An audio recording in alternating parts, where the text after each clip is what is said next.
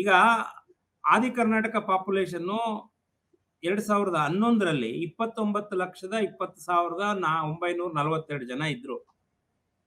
ಆ ನಾಗಮೋಹನ್ ದಾಸ್ ಕಮಿಷನ್ ಅಲ್ಲಿ ಬಂದಿದ್ದೆಷ್ಟು? ಅದು 1,47,199 ಪಾಪ್ಯುಲೇಷನ್ ಮಾತ್ರ ಐಡೆಂಟಿಫೈ ಆಯ್ತು. ಇನ್ನು ಉಳಿದಂತ ಪಾಪ್ಯುಲೇಷನ್ ಎಲ್ಲೋಯ್ತು ಹಾಗಾದ್ರೆ? ಇದು ಜಾತಿ ಪಟ್ಟಿ ಆಧಾರದ ಮೇಲೆ ಮಾಡೇ ಇಲ್ಲ. ಹಂಗ್ ಮಾಡಂಗಿದ್ರೆ ಆ ಜಾತಿಗಳನ್ನ ಅಲ್ಲಲ್ಲೇ ತಂದು ಹಾಕ್ತಿದ್ರು ನಾಗಮೋಹನ್ ದಾಸ್ ಅವರು. ಅಲ್ಲೇನ್ ಮಾಡಿದ್ರು, ಸೂಚ್ಯಾಂಕಗಳನ್ನ ಕ್ರಿಯೇಟ್ ಮಾಡಿದ್ರು. ಇದು ಆಯೋಗದ ಕರ್ತವ್ಯಗಳಲ್ಲಿ ಜನಸಂಖ್ಯೆಯನ್ನ ಮಾಡ್ಲಿಕ್ಕಲ್ಲ, ಇದು ಜನಗಣತಿ ಮಾಡ್ಲಿಕ್ಕೆ ಅವ್ರ ಕೆಲ ಅಧಿಕಾರನೇ ಇಲ್ಲ, ಅವ್ರಿಗಾಗೋದು ಇಲ್ಲ. ಈ ಒಂದು ಸರಳವಾದಂತ ಸಿದ್ಧಾಂತಕ್ಕೆ ವಿಚಾರಕ್ಕೆ ನಾವು ಒಂದು ಪರಿಹಾರ ಕಾಣ್ಲಿಕ್ಕೆ ಆಗಲಿಲ್ಲ ಅಂತ ನಾವೆಲ್ಲ ಒಂದು ಎಡವಿದ್ದೀವಿ ಅಂತ ಅರ್ಥ. ಹಾಗಾಗಿ ಮುಖ್ಯವಾಗಿ ಇಲ್ಲಿ ಏನಾಗಿದೆ, ಅವರವರ ಜಾತಿಯ ಹಿತಾಸಕ್ತಿಗೋಸ್ಕರ ಇವರೆಲ್ಲರೂ ಬಹುಶಃ ಅನ್ಯಾಯದ ಪರವಾಗಿ ಮಾತಾಡುವಂತ ಒಂದು ಸ್ಥಿತಿ ಇವತ್ತು ನಿರ್ಮಾಣ ಆಗಿ ಹೋಗ್ಬಿಟ್ಟಿದೆ. ಹಾಗಾಗಿ ನಮ್ಮ ಜಾತಿಗಳಿಗೆ ಕಡಿಮೆ ಆಗ್ತಿದೆ, ನಮ್ಮ ಜಾತಿಗೆ ಬೇಕು. ಜಸ್ಟಿಸ್ ನಾಗಮೋಹನ್ ದಾಸ್ ಅವರ ವರದಿನೇ ಅವೈಜ್ಞಾನಿಕವಾಗಿದೆ ಅನ್ನುವಂತ ರೀತಿಯಲ್ಲಿ ಮಾತಾಡ್ತಿದಾರ ಮತ್ತು ಸುಪ್ರೀಂ ಕೋರ್ಟ್ ತೀರ್ಪನ್ನೇ ಇವತ್ತು ಸಂಪೂರ್ಣವಾಗಿ ಇವರು ಕಡೆಗಾಣಿಸ್ತಿದಾರ. ಜಸ್ಟಿಸ್ ನಾಗಮೋಹನ್ ದಾಸ್ ಅವರ ವರದಿ ಬಹಳ ತುಂಬಾ ವೈಜ್ಞಾನಿಕವಾಗಿದೆ, ತುಂಬಾ ಅತ್ಯಂತ ಸಾಮಾಜಿಕ ನೆಲೆಗಳನ್ನ ವರ್ಗೀಕರಣ ಮಾಡಿ ಸರ್ಕಾರಕ್ಕೆ ಕೊಟ್ಟಿದ್ದಾರ. ಅದನ್ನ ನಾವ್ ಎಲ್ಲರೂ ಒಪ್ಪಬೇಕು. ಸರಿ ಬಸವರಾಜ್ ಅವರೇ, ಈಗ ಹೋರಾಟ ಆಯ್ತು, 3.5-4 ಲಕ್ಷ ಹೋರಾಟ ಆಯ್ತು, ಸುಪ್ರೀಂ ಕೋರ್ಟ್ ಸರಿ ಅಂತ ಹೇಳ್ತು, ಸರ್ಕಾರ ನಾವ್ ಮಾಡ್ತೀವಿ ಅಂತ ಹೇಳಿದ್ರು, ನಾಗಮೋಹನ್ ದಾಸ್ ಕಮಿಟಿ ರಚನೆ ಆಯ್ತು, ಅವ್ರು ವರದಿ ಕೊಟ್ರು, ಅದನ್ನ ಸರ್ಕಾರ ಒಪ್ಕೊಳ್ತು, ಅದನ್ನ ಅನುಷ್ಠಾನ ಮಾಡ್ತು, ರಾಜ್ಯಪಾಲರು ಆ ಮಸೂದೆಗೆ ಸಹಿಯನ್ನು ಹಾಕಿದ್ರು. ಆದ್ರೆ ಅಂತಿಮವಾಗಿ ಸಿಕ್ಕಿದ್ದೇನು? ಆ ಒಳ ಮೀಸಲಾತಿ ಆಧಾರದಲ್ಲಿ ನೇಮಕಾತಿ ನಡೀತಾ ಇಲ್ಲ. ಇಷ್ಟೆಲ್ಲ ಏನಕ್ಕಾಯ್ತು? ಅರ್ಥನೇ ಇಲ್ಲ. ನಾಗಮೋಹನ್ ದಾಸ್ ವರದಿ ಆಗ್ತವನಿಂದ ಇಲ್ಲಿ ನೇರ ಕೂರ್ಸ್ಕೊಂಡು ಚರ್ಚೆ ಮಾಡಿಲ್ಲ ಯಾರೂನು. ನಮಸ್ಕಾರ, ವಾರ್ತಾ ಭಾರತೀಯ ವಿಶೇಷ ಕಾರ್ಯಕ್ರಮಕ್ಕೆ ಸ್ವಾಗತ.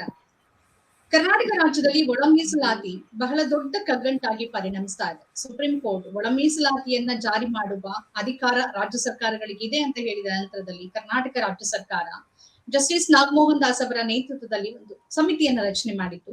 ಆ ಸಮಿತಿ ವರದಿಯನ್ನ ಕೊಟ್ಟು ಒಳ ಮೀಸಲಾತಿ ಹಂಚಿಕೆಯೂ ಆಯ್ತು. ಆದ್ರೆ ಹಂಚಿಕೆ ಆದ ನಂತರದಲ್ಲಿ 3.5 ದಶಕಗಳ ಒಳ ಮೀಸಲಾತಿ ಹೋರಾಟ ಇನ್ನೂ ಮರೀಚಿಕೆಯಾಗಿನೇ ಇದೆ. ಇದಕ್ಕೆ ಕಾರಣ ಆಗಿರೋದು ಕರ್ನಾಟಕ ಸರ್ಕಾರ ಇತ್ತೀಚೆಗೆ ನೇಮಕಾತಿಗಳನ್ನ ಮಾಡೋದಕ್ಕೆ ತೀರ್ಮಾನವನ್ನ ಮಾಡಿದ್ದು. ಈ ನೇಮಕಾತಿಯಲ್ಲಿ ಒಳ ಮೀಸಲಾತಿಯನ್ನ ಅನ್ವಯಿಸ್ತಾ ಇಲ್ಲ. ಇದೀಗ ಬಹಳ ದೊಡ್ಡ ಹೋರಾಟಕ್ಕೆ ಕಾರಣ ಆಗ್ತಾ ಇದೆ. ಬಲಗೈ ಮತ್ತು ಎಡಗೈ ಎರಡೂ ಸಮುದಾಯದವರು ಹೋರಾಟವನ್ನ ನಡೆಸ್ತಾ ಇದ್ದಾರೆ ಮತ್ತು ಈ ಸಮುದಾಯವನ್ನ ಪ್ರತಿನಿಧಿಸಿರುವಂತ ರಾಜಕಾರಣಿಗಳು ಕೂಡ ನಮ್ಮ ಪಂಗಡಕ್ಕೆ, ನಮ್ಮ ಸಮುದಾಯಕ್ಕೆ ಅನ್ಯಾಯ ಆಗ್ಬಾರ್ದು ಅನ್ನೋ ಮಾತುಗಳನ್ನ ಹೇಳ್ತಿದ್ದಾರೆ.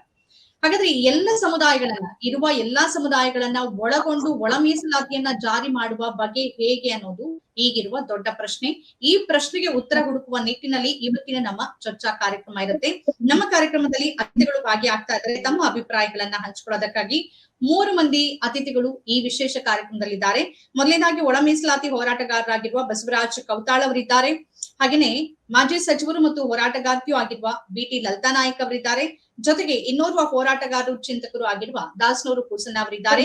ಮೂವರಿಗೂ ಕಾರ್ಯಕ್ರಮಕ್ಕೆ ಸ್ವಾಗತ. ನಮಸ್ಕಾರ. ದಾಸನೂರು ಕೂಸಣ್ಣ ಅವರೇ, ಒಳ ಮೀಸಲಾತಿ ಕುರಿತಂತೆ ನಾವು ಹಲವು ಬಾರಿ ಚರ್ಚೆ ಮಾಡಿದ್ದೀವಿ. ಆದ್ರೂ ಕೂಡ ಇವತ್ತಿಗೆ ಅದು ಇನ್ನೊಂದಷ್ಟು ಸಮಸ್ಯೆ ಆಗಿನೇ ಇದೆ ಹೊರತು ಒಂದು ಪರಿಹಾರದ ಕಡೆಗೆ ಹೋಗ್ತಾ ಇಲ್ಲ. ಏನ್ ಪ್ರತಿಕ್ರಿಯಿಸ್ತೀರಿ? ಯಾಕೆ ಒಳ ಮೀಸಲಾತಿ ಸಿಕ್ಕಾಗಿದೆ ಮತ್ತೆ ಕೋರ್ಟಿನ ಒಂದು ತೀರ್ಮಾನ ಇರುತ್ತೆ, ಅದಕ್ಕೆ ಅನ್ವಯವಾಗಿ ನೇಮಕಾತಿಯನ್ನ ಮಾಡ್ತೀವಿ ಅಂದ್ರೂ ಕೂಡ ಯಾಕೆ ಈ ಹೋರಾಟ? ಏನ್ ಸಮಸ್ಯೆ ಆಗ್ತಾ ಇದೆ? ಅಂದ್ರೆ ಒಂದು ಯಾವುದೇ ಒಂದು ನೀತಿ ಅಥವಾ ಧರ್ಮ ಅನ್ನೋದೇನು ಈಕ್ವಿಟಿ ಅಂತ ಇದೆಯಲ್ಲ, ಈಕ್ವಿಟಿ ಆಫ್ ದಿ ನೇಷನ್ ಅಂತ ಅಥವಾ ಸ್ಟೇಟ್ ಅಂತ ಪಾಲಿಸಿ ಇದೆಯಲ್ಲ, ಆ ಪಾಲಿಸಿಯನ್ನ ನಮ್ಮ ಮುಖ ನೇರಕ್ಕೆ ನಾವು ವ್ಯಾಖ್ಯಾನ ಮಾಡ್ಕೊಂಡ್ರೆ ಸಮಸ್ಯೆಗಳೇ ಜಾಸ್ತಿ. ಎಲ್ಲರೂ ಒಂದು ಮಧ್ಯಮ ಮಾರ್ಗದಲ್ಲಿ ಎಲ್ಲರೂ ಸಹ ಅದನ್ನ ಸ್ವೀಕರಿಸಿ ಅದನ್ನ ಮುಂದಿನ ಒಂದು ಅನುಷ್ಠಾನಕ್ಕೆ ಪ್ರಕ್ರಿಯೆಗಳಿಗೆ ಅವಕಾಶ ಮಾಡಿಕೊಟ್ಟಿದ್ದೇ ಆದ್ರೆ ಇಲ್ಲಿ ಸಮಸ್ಯೆಗಳಿಗೆ ಅವಕಾಶ ಇರೋದಿಲ್ಲ. ಯಾಕೆಂದ್ರೆ ಸಮಸ್ಯೆಗಳು ಯಾವ ಸಂದರ್ಭದಲ್ಲೂ ಸಮಸ್ಯೆಗಳು ಇದ್ದಿದ್ದೆ. ಎಲ್ಲಾ ಸಂದರ್ಭಗಳಲ್ಲಿ ಎಲ್ಲಾ ನೇಮಕಾತಿಗಳಲ್ಲೂ ಎಲ್ಲಾ ಸಂದರ್ಭಗಳಲ್ಲಿ ಒಂದಲ್ಲ ಒಂದು ತಾಂತ್ರಿಕ ದೋಷಗಳು ಇದ್ದೇ ಇರ್ತವೆ. ತಾಂತ್ರಿಕ ದೋಷ ಇಲ್ಲದಂತ ನೇಮಕಾತಿಗಳನ್ನ ನೀವು ನೋಡ್ಲಿಕ್ಕೆ ಆಗೋದೇ ಇಲ್ಲ. ಇಲ್ಲೇನಾಗಿದೆ ಅಂದ್ರೆ ಒಳ ಮೀಸಲಾತಿಯನ್ನ ಜಾರಿಯ ಆದ ನಂತರ, ಅಂದ್ರೆ ಏನು ಒಳ ಮೀಸಲು 17% ಮತ್ತು 7% ಬಂದ ನಂತರ ಒಂದಷ್ಟು ನೇಮಕಾತಿಗಳಾದವು. ಒಂದು 4,000 2,000 ಒಂದಷ್ಟು ನೇಮಕಾತಿಗಳಾಗಿದ್ದಾವೆ ಕೆಲವು ಇಲಾಖೆಗಳಲ್ಲಿ. ಆ ಇಲಾಖೆಗಳಲ್ಲಿ ಏನಾಗಿದ್ದಾವೆ, 9ಕ್ಕಿಂತ ಕಡಿಮೆ ಬಂದಂತ ಪೋಸ್ಟ್ಗಳಲ್ಲಿ ಸಾಮಾನ್ಯವಾಗಿ ಸಹಜವಾಗಿ ಎ ಬಿಂದುವಲ್ಲಿ ಇರ್ತಕ್ಕಂಥ ಒಂದು ಗುಂಪಿಗೆ ಒಂದೊಂದು ಗುಂಪು ಒಂದೊಂದು ಪೋಸ್ಟ್ಗಳು ಹೋಗಿರ್ತವೆ. ಅದೇ 9ಕ್ಕಿಂತ ಜಾಸ್ತಿ ಬಂದಾಗ ಬಿ ಗ್ರೂಪ್ ಬಂದಿರುತ್ತೆ, ಅಥವಾ 15ಕ್ಕಿಂತ ಜಾಸ್ತಿ ಬಂದಾಗ ಸಿ ಗ್ರೂಪ್ ಬಂದಿರುತ್ತೆ. ಹೀಗೆ ಒಂದು ಗುಂಪುಗಳ ಅಂತರ ಅಂದ್ರೆ ಹುದ್ದೆಗಳ ಸಂಖ್ಯೆ ಜಾಸ್ತಿ ಆದಂತೆಲ್ಲ ಅವು ಮುಂದಕ್ಕೆ ಮುಂದುವರ್ಕೊಂಡು ಹೋಗ್ತಾ ಇರ್ತವೆ. ಆದ್ರೆ ಇಲ್ಲೇನಾಗಿದೆ ಅಂದ್ರೆ ಕೆಲವರೆಲ್ಲ ಏನಂತಂದ್ರೆ ಬರೀ ಎ ಗ್ರೂಪ್ ಬರ್ತಾರೆ ಅಂತ. ಇಲ್ಲಿ ಸರ್ಕಾರ ಏನು ಶ್ವೇತಪತ್ರ ಹೊರಡಿಸಿಲ್ಲ. ನಾವು ಈ ನೇಮಕಾತಿ ಆದ ನಂತರ ಅಥವಾ 30 ವರ್ಷಕ್ಕೋ 40 ವರ್ಷಕ್ಕೋ ಯಾವ್ದೋ ಸಂದರ್ಭದಲ್ಲಿ ನಾವು ನೇಮಕಾತಿ ಮಾಡಲ್ಲ ಅಂತ ಎಲ್ಲಿ ಯಾವ ಸರ್ಕಾರನು ಶ್ವೇತಪತ್ರ ಹೊರಡಿಸಿಲ್ಲ. ಈಗ ಪ್ರಸ್ತುತ ಕಾಂಗ್ರೆಸ್ ಸರ್ಕಾರ ಶ್ವೇತಪತ್ರ ಹೊರಡಿಸಿಲ್ಲ. ಈ ಹುದ್ದೆ ಈ ಒಂದು ನೇಮಕಾತಿ ಆದ ನಂತರ ಇನ್ನು ಮುಂದೆ ನೇಮಕಾತಿ ಇಲ್ಲ ಅಂತ ಅದು ಹೇಳಿಲ್ಲ. ಹಂಗೆ ಹೇಳಕ್ ಬರೋದು ಇಲ್ಲ. ಯಾಕೆಂದ್ರೆ ಅದು ಸ್ಟೇಟ್ ಪಾಲಿಸಿ ನಿಯಮ ಅಲ್ಲ. ಅದು ನೇಮಕಾತಿ ಅನ್ನೋದು ಒಂದು ನಿರಂತರವಾದ ಪ್ರಕ್ರಿಯೆ. 10 ನೇಮಿಸ್ಕೋಬಹುದು, 9 ನೇಮಿಸ್ಕೋಬಹುದು, 2 ನೇಮಿಸ್ಕೋಬಹುದು. ಅದು ಅವರ ಒಂದು ಆರ್ಥಿಕ ಸ್ಥಿತಿಗತಿಗಳಿಗೆ ಸಂಬಂಧಪಟ್ಟಂತ ವಿಚಾರ ಅದು. ಈಗ ಉದಾಹರಣೆಗೆ ಈಗ 56,432 ಪೋಸ್ಟ್ ಗಳನ್ನ ಕಾಲ್ಫರ್ ಮಾಡಿದಾರಲ್ಲ, ಈ ಪೋಸ್ಟ್ ಗಳನ್ನ ಮೊದಲೇನೆ ಒಳ ಮೀಸಲಾತಿಯನ್ನ ನೇಮಕಾತಿ ಮಾಡುವಾಗ ಆದೇಶ ಹೊರಡಿಸುವಾಗ ಒಂದ್ ವೇಳೆ ಏನಾರ ಬಂದಿದ್ದೇ ಆಗಿದ್ದಿದ್ರೆ ಇವತ್ತಿನ ಗೊಂದಲಗಳಿಗೆ ಅವಕಾಶ ಇರ್ತಿರ್ಲಿಲ್ಲ. ಯಾಕೆ ಅಂತಂದ್ರೆ ರೋಸ್ಟರ್ ಬಿಂದುಗಳು 100, 200, 300 ಪೋಸ್ಟ್ಗಳು ಬಂದಾಗ ರೋಸ್ಟರ್ ಬಿಂದುಗಳು ಸಹಜವಾಗಿ ಮುಂದೆ ಕರ್ಕೊಂಡು ಹೋಗ್ತಾ ಇರ್ತವೆ. ಎಲ್ಲಿ ಒಂದ್ ಕಡೆ ಎಲ್ಲೋ ಒಂದು ಸ್ಥಗಿತಗೊಳ್ಳುವಂತ ಒಂದು ಸಂದರ್ಭ ಬರ್ತದೆ. ಈಗ ಈಗ ಈಗ ಇರ್ತಕ್ಕಂಥ ಬಿಂದುಗಳು ಇವತ್ತಿಂದೇನಲ್ಲ, 95ರಲ್ಲಿ ಮಾರ್ಪಾಡಾದಂತಂದ್ರೆ ಇವತ್ತು ಪ್ರಸ್ತುತದವರೆಗೂ ಅದೇ ತರ ಇದೆ. ಈಗ 95 ಅಂದ್ರೆ 2027 ನಂತರ ಅಥವಾ ಅದಕ್ಕಿಂತ ಹಿಂದೆ ಆ ಬಿಂದುಗಳ ಬಗ್ಗೆ ಸಮಸ್ಯೆಗಳನ್ನು ಯಾರೂ ಯಾರು ಎತ್ತಕ್ಕೆ ಹೋಗಿಲ್ಲ. ತಜ್ಞರು ಅನ್ಸ್ಕೊಂಡವರು ಅಥವಾ ನೌಕರರ ಸಂಘದ ಅನ್ಸ್ಕೊಂಡವರು ಅಥವಾ ಬೇರೆ ಬೇರೆ ಸಮುದಾಯ ಒಂದು ಹಿತಾಸಕ್ತಿ ಗುಂಪುಗಳು ಇವುಗಳು ಯಾವುವು ಸಹ ಅದರ ಬಗ್ಗೆ ತೀಕ್ಷ್ಣವಾದ ಪ್ರತಿಕ್ರಿಯೆಗಳನ್ನ ಕೊಟ್ಟಿಲ್ಲ. ಆಮೇಲೆ ಒಂದು ಏನಪ್ಪಾ ಅಂತಂದ್ರೆ ಇಲ್ಲಿ ನಾವು ಮೆರಿಟ್ ಆ ಒಂದು ಬಿಂದುಗಳನ್ನ ನಾವು ಮಾಡುವಾಗ ಅವುಗಳ ಒಂದು ಆವರ್ತ ಸ್ಥಿತಿಗತಿಗಳನ್ನ ಈಗ ಉದಾಹರಣೆಗೆ 50% ಮೀಸಲಾತಿ ಇದ್ದಾಗ ಆ 50% ಹಂಚ್ಕೊಂಡು ಹೋಗ್ತಾರೆ, ಒಂದೊಂದು ಹಂತದಲ್ಲೂ ಹಂಚ್ಕೊಂಡು ಹೋಗ್ತಾರೆ. ಈಗ ಉದಾಹರಣೆಗೆ ಒಂದು SCನೇ 17% ಮೀಸಲಾತಿ ಕೊಟ್ಬಿಟ್ಟು 1ರಿಂದ 17 ಕೊಡಕ್ ಬರೋದಿಲ್ಲ, ಅಥವಾ STಗೆ 7% ಅಂತ 1ರಿಂದ 7% ಕೊಡಕ್ ಬರೋದಿಲ್ಲ, ಅಥವಾ ಬಿ ಗ್ರೂಪ್ಗೆ ಇಷ್ಟು ಪರ್ಸೆಂಟೇಜ್ ಅಂತ ಅವ್ರಿಗೆ ಒಂದು ಕ್ರಮಾಂಕನ ಇಡಕ್ ಬರೋದಿಲ್ಲ. ಅದ್ ಯಾಕೆ ಕ್ರಮಾಂಕ ಇಡಕ್ ಬರೋದಿಲ್ಲ ಅಂತಂದ್ರೆ ಆ ತರದ ನೇಮಕಾತಿಗಳಾದಾಗ ಅವ್ರಿಗೆ ಜ್ಯೇಷ್ಠತೆ ಪಟ್ಟಿಯನ್ನ ಮಾಡ್ತೀವಿ. ಆಮೇಲೆ ನೇಮಕಾತಿ ಒಳಗಡೆ ಒಂದೇ ತರದ ನೇಮಕಾತಿ ಇರೋದಿಲ್ಲ. ಅದರಲ್ಲಿ ನೇಮಕಾತಿ ಒಳಗಡೆ ಈಗೇನು ಒಳ ಮೀಸಲಾತಿ ಅನ್ನೋದಿದೆ, ಅದು ಹಿಂದೆನೆ ಒಳ ಮೀಸಲಾತಿ ಇದೆ ನಮ್ಮಲ್ಲಿ. ಬೇರೆ ಬೇರೆ ಕೋಟಗಳಿದೆ, ಆ ಕೋಟಗಳಿಗೆಲ್ಲ ಹಂಚ್ಕೊಂಡು ಹೋಗ್ತಾ ಇರ್ತವೆ, ಅವುಗಳನ್ನ ಮಾಡ್ಕೊಂಡು ಹೋಗ್ತಾರೆ. ಸೊ ಆ ಒಂದು ಕಾರಣಕ್ಕೆ ಇಲ್ಲಿ ಬಂದಿರ್ತಕ್ಕಂಥದ್ದು ಏನಪ್ಪಾ ಅಂದ್ರೆ ನನ್ಗೆ ಹೊಟ್ಟೆ ನೋವು ಬಂದಿದೆ, ನನಗ್ ಬಂದಿದೆ ಅಂದ್ರೆ ಆ ಪಕ್ಕದವನಿಗೂ ಬರಬೇಕು ಅನ್ನೋ ಒಂದು ಭಾವನೆ ನಮ್ಮಲ್ಲಿ ಬೆಳೆದ್ಬಿಟ್ಟಿದೆ. ಒಟ್ಟಾರೆ ಈ ಒಂದು ಪ್ರಕ್ರಿಯೆ ಸಂಪೂರ್ಣ ಹೆಂಗಾರಾಗ್ಲಿ ಮುಗಿಸ್ಬಿಡ್ಬೇಕು ಅದನ್ನ. ದಾಸನೂರ್ ಅವರೇ, ತಾವ್ ಹೇಳ್ತಾ ಇದ್ರೆ ರೋಸ್ಟರ್ ಪದ್ಧತಿ ಇರ್ಬೋದು, ಆ ಬಿಂದುವಿನ ಬಗ್ಗೆ ಇಲ್ಲಿ ತನಕ ಸಮಸ್ಯೆ ಇರ್ಲಿಲ್ಲ ಅಂತ. ಅಂದ್ರೆ ಸಮಸ್ಯೆ ಯಾಕೆ ಇರ್ಲಿಲ್ಲ, ಈಗ ಯಾಕೆ ಸಮಸ್ಯೆ ಆಗ್ತಿದೆ ಅನ್ನೋದೇ ಪ್ರಶ್ನೆ.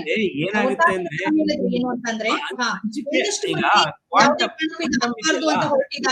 ಯಾಕೆ ಮತ್ತು ಯಾರು ಕ್ವಾಂಟಮ್ ಇದೆಯಲ್ಲ, ಹಿಂದೆ ಕ್ವಾಂಟಿಫಿಕೇಶನ್ ಮಾಡ್ತಾರಲ್ಲ, ಈಗ ಒಂದು ನಿರ್ದಿಷ್ಟವಾದ ಒಂದು ಅಂಕಿ ಅಂಶಗಳು. ಈಗ ಉದಾಹರಣೆಗೆ 100, 200, 300 ಪೋಸ್ಟ್ಗಳು ಹಿಂದೆ ಯಾರು ಇದ್ರ ಬಗ್ಗೆ ತಲೆ ಕೆಡಿಸ್ಕೊತಿರ್ಲಿಲ್ಲ. ಯಾಕೆ ಅಂತಂದ್ರೆ ಅವಾಗ 15% ಬರ್ತಿತ್ತು, ಯಾವ್ದೋ ಒಂದು ಗುಂಪು ಹೋಗ್ತಿತ್ತು, ಯಾರೋ ಒಬ್ರು ಬರ್ತಿದ್ರು, ಯಾರೋ ಒಬ್ರು ತಗೊಂಡ್ ಹೋಗ್ತಿದ್ರು, ಹೊಟ್ಟೋಗ್ತಿತ್ತು. ಈಗ ಏನಾಗ್ಬಿಟ್ಟಿದೆ, ಮಾದಪ್ಪನ ಗುಂಪು, ಸಿದ್ದಪ್ಪನ ಗುಂಪು, ಗುಂಪು, ಲಕ್ಷ್ಮಣನ ಗುಂಪು ಅಂತ ಮಾಡ್ಬಿಟ್ಟಿದೀರಿ. ಈಗ ಏನಾಗ್ತಾ ಇದೆ, ಒಂದೇ ನಿಮಿಷ ದಾಸನೂರ್ ಅವರೇ, ಬಸವರಾಜ್ ಅವ್ರು ಬಂದಿದ್ದಾರೆ, ಅವ್ರದ್ದು ಪ್ರತಿಕ್ರಿಯೆ ತಗೊಂಬೇಡ. ಬಸವರಾಜ್ ಅವರೇ, ನನ್ನ ಪ್ರಶ್ನೆ ಕೇಳಿಸ್ತಾ ನಿಮ್ಗಾಗ್ಲೇ? ಕೇಳಿಸ್ತು ಮೇಡಮ್ ಅವರೇ, ಹೇಳಿ, ಉತ್ತರಿಸಿ, ಮಾತಾಡಿ. ಈಗ 35 ವರ್ಷಗಳಿಂದ ಪರಿಶಿಷ್ಟರಲ್ಲಿ ಒಳ ಮೀಸಲಾತಿ ಬೇಕು ಅನ್ನುವಂಥದ್ದು ಯಾರು 101 ಜಾತಿಯಲ್ಲಿರ್ತಕ್ಕಂಥ ಸಮುದಾಯಗಳು, ವಂಚಿತ ಸಮುದಾಯಗಳು, ಅವಕಾಶ ವಂಚಿತ ಸಮುದಾಯಗಳು, ಪ್ರಾತಿನಿಧ್ಯ ವಂಚಿತ ಸಮುದಾಯಗಳು ತಮ್ಮ ಕೂಗನ್ನ ಕೇಳ್ತಾ ಬಂದಿದೆ ವಿವಿಧ ಸರ್ಕಾರಗಳ ಹಂತದಲ್ಲಿ. ಬಟ್ ಇಲ್ಲಿ ಈಗ ದಾಸನೂರ್ ಕೂಸಣ್ಣವ್ರು ಹೇಳಿದಾಗೆ ಇದು ತೀರಾ ಗಗ್ಗುಂಟಾಗ್ತಿರೋದಕ್ಕೆ ಕಾರಣ ಏನಂತ ಹೇಳಿದ್ರೆ, ಒಂದು ತಾಂತ್ರಿಕವಾದಂತ, ನಾನು ಪ್ರತಿ ಸಾರಿ ಹೇಳ್ತಿದ್ರೆ ತಾಂತ್ರಿಕವಾದಂತ ಪ್ರಶ್ನೆಗಳು ಸರ್ಕಾರ ಮತ್ತು ಅಧಿಕಾರಿಶಾಹಿಗಳು ಅವರೆಲ್ಲ ಇದ್ದಾರೆ, ಅದನ್ನ ಬಗೆಹರಿಸ್ಕೊಳ್ಬೇಕು. ಇಲ್ಲಿ ಒಂದು ತಾಯ್ತನದ ಒಂದು ಮನಸ್ಥಿತಿ ಬರ್ತಾ ಇಲ್ಲ ಎಲ್ಲರಲ್ಲಿ. ಅದು ಏನು ಸ್ಪೃಶ್ಯ ಸಮುದಾಯಗಳ ಮಧ್ಯೆ ಇರ್ಬೋದು ಅಥವಾ ಅಸ್ಪೃಶ್ಯ ಸಮುದಾಯಗಳ ಮಧ್ಯೆ ಇರ್ಬೋದು. ಇದನ್ನ ಸಾಮಾಜಿಕ ನ್ಯಾಯದಡಿಯಲ್ಲಿ, ಸಂವಿಧಾನಬದ್ಧ ನ್ಯಾಯದಡಿಯಲ್ಲಿ ಹಂಚಿಕೊಂಡು ವಂಚಿತ ಸಮುದಾಯಗಳಿಗೆ ಯಾರ್ಯಾರು ಇದ್ದಾರೋ ಅವರೆಲ್ಲರಿಗೂ ಅವರವರ ಜನಸಂಖ್ಯೆಗನುಗುಣವಾಗಿ ಅವರವರ ಹಿಂದುಳಿದಿರುವಿಕೆ ಕಾರಣದಿಂದ ಇದನ್ನ ಹಂಚ್ಕೊಳ್ಬೇಕು ಅನ್ನುವಂಥದ್ದು, ಮೀಸಲಾತಿಯನ್ನ ಅನುಭವಿಸ್ತಕ್ಕಂಥ ನಾವೆಲ್ಲರೂ ತಾಯ್ತನದಿಂದ ಹಂಚಿಕೊಳ್ಳುವಂತ ಒಂದು ಮನಸ್ಥಿತಿ ನಮ್ಮೊಳಗಡೆ ಬರದೇ ಇರೋದ್ರಿಂದ ಅವರವರ ಜಾತಿಗಳ ಹಿತಾಸಕ್ತಿಗೋಸ್ಕರ ಅವರವರ ಜಾತಿಗಳ ಒಂದು ಏನು ಕಾರಣ ಇಟ್ಕೊಂಡು ಇದು ಒಳ ಮೀಸಲಾತಿ ಆಗ್ಲೇಬಾರದು ಅನ್ನುವಂಥದ್ದು ಒಂದು ಸಮುದಾಯಗಳು ಅಥವಾ ಕೆಲವು ಸಮುದಾಯಗಳು, ಇನ್ನು ಕೆಲವರು ಇದರಲ್ಲಿ ತಾಂತ್ರಿಕವಾದ ದೋಷಗಳಿದ್ದಾವ ಅಥವಾ ಇಲ್ಲಿ ಏನು ಸರಿಯಾದಂತ ಸಮೀಕ್ಷೆಗಳು ನಡೆದಿಲ್ಲ, ಸರಿಯಾದಂತ ಮಾಹಿತಿಗಳಿಲ್ಲ ಅನ್ನುವಂಥದ್ದು ಹಲವಾರು ಕಾರಣಗಳನ್ನು ಹೇಳ್ಕೊಂಡು ಇಲ್ಲಿವರೆಗೂ ಅದನ್ನ ತಂದು ನಿಲ್ಲಿಸಿದ್ದಾಗಿದೆ. ಈಗ ಸುಪ್ರೀಂ ಕೋರ್ಟ್ ಬಹಳ ಸ್ಪಷ್ಟವಾಗಿ ಹೇಳಿದ್ದಾಗಿ ಹೋಗ್ಬಿಟ್ಟಿದೆ. ಏನು ಹಿಂದುಳಿದುವಿಕೆ ಕಾರಣಗಳನ್ನ ಇಟ್ಕೊಂಡು ಆಯಾ ರಾಜ್ಯ ಸರ್ಕಾರಗಳು ಇದನ್ನ ಒಳ ಮೀಸಲಾತಿಯನ್ನ ಜಾರಿಗೆ ತರುವಂತದ್ದು ಆಯಾ ರಾಜ್ಯಗಳ ಜವಾಬ್ದಾರಿ ಅನ್ನುವಂಥದ್ದು ಸುಪ್ರೀಂ ಕೋರ್ಟ್ ಸ್ಪಷ್ಟವಾಗಿ ಹೇಳಿದೆ. ಮತ್ತು ಅಲ್ಲಿ ಸ್ಥಳೀಯವಾದಂತ ರಾಜ್ಯಗಳ ದತ್ತಾಂಶಗಳನ್ನು ಇಟ್ಕೊಂಡು ಹಿಂದುಳಿದುವಿಕೆ ಕಾರಣ ಇಟ್ಕೊಂಡು ಅದನ್ನು ಕೂಡಲೇ ಏನು ರಾಜ್ಯ ಸರ್ಕಾರಗಳು ಜಾರಿಗೆ ತರಬೇಕು ಅನ್ನೋಂಥದ್ದು ಎಲ್ಲನೂ ಆದ ನಂತರ ಮತ್ತೆ ಈಗ ಅದನ್ನ ಮತ್ತೆ ಇದಕ್ಕೆ ಅಡ್ಡಿ ಒಡ್ಡುವಂತದ್ದು ಅಥವಾ ಇದು ಒಳ ಮೀಸಲಾತಿ ಅಗತ್ಯನೇ ಇರ್ಲಿಲ್ಲ. ದಾಸನವ್ರೆ, ನಾವು ಮತ್ತೆ ಮುಂದುವರಿಸೋದಾದ್ರೆ ಕಂಟಿನ್ಯೂ ಮಾಡಿ ತಮ್ಮ ಮಾತು. ಈಗ ನಾನು ಏನ್ ಹೇಳೋದಂದ್ರೆ, ಈಗ ನಾವು ಈಗ ಸದಾಶಿವ ಆಯೋಗದ ಮತ್ತು ನಿಲುವುಗಳು ಮತ್ತು ಕಾಂತರಾಜ ಆಯೋಗದ ನಿಲುವುಗಳು ಮತ್ತೆ ನಾಗಮೋಹನ್ ದಾಸ್ ಆಯೋಗದ ನಿಲುವುಗಳು, ಇವುಗಳ ನಿಲುವುಗಳನ್ನ ನೋಡ್ಕೊಂಡು ಬಂದ್ರೆ ಅಲ್ಲಿ ವ್ಯತ್ಯಾಸಗಳೇ ಕಂಡಿಲ್ಲ. ಈಗ ಏನಾಗಿದೆ ಅಂದ್ರೆ ಇವ್ರಿಗೆ ಅಂಕಿ ಅಂಶಗಳ ಬಗ್ಗೆ ಮಾತಾಡ್ತಾ ಇದ್ದಾರೆ ಎಲ್ಲರೂ.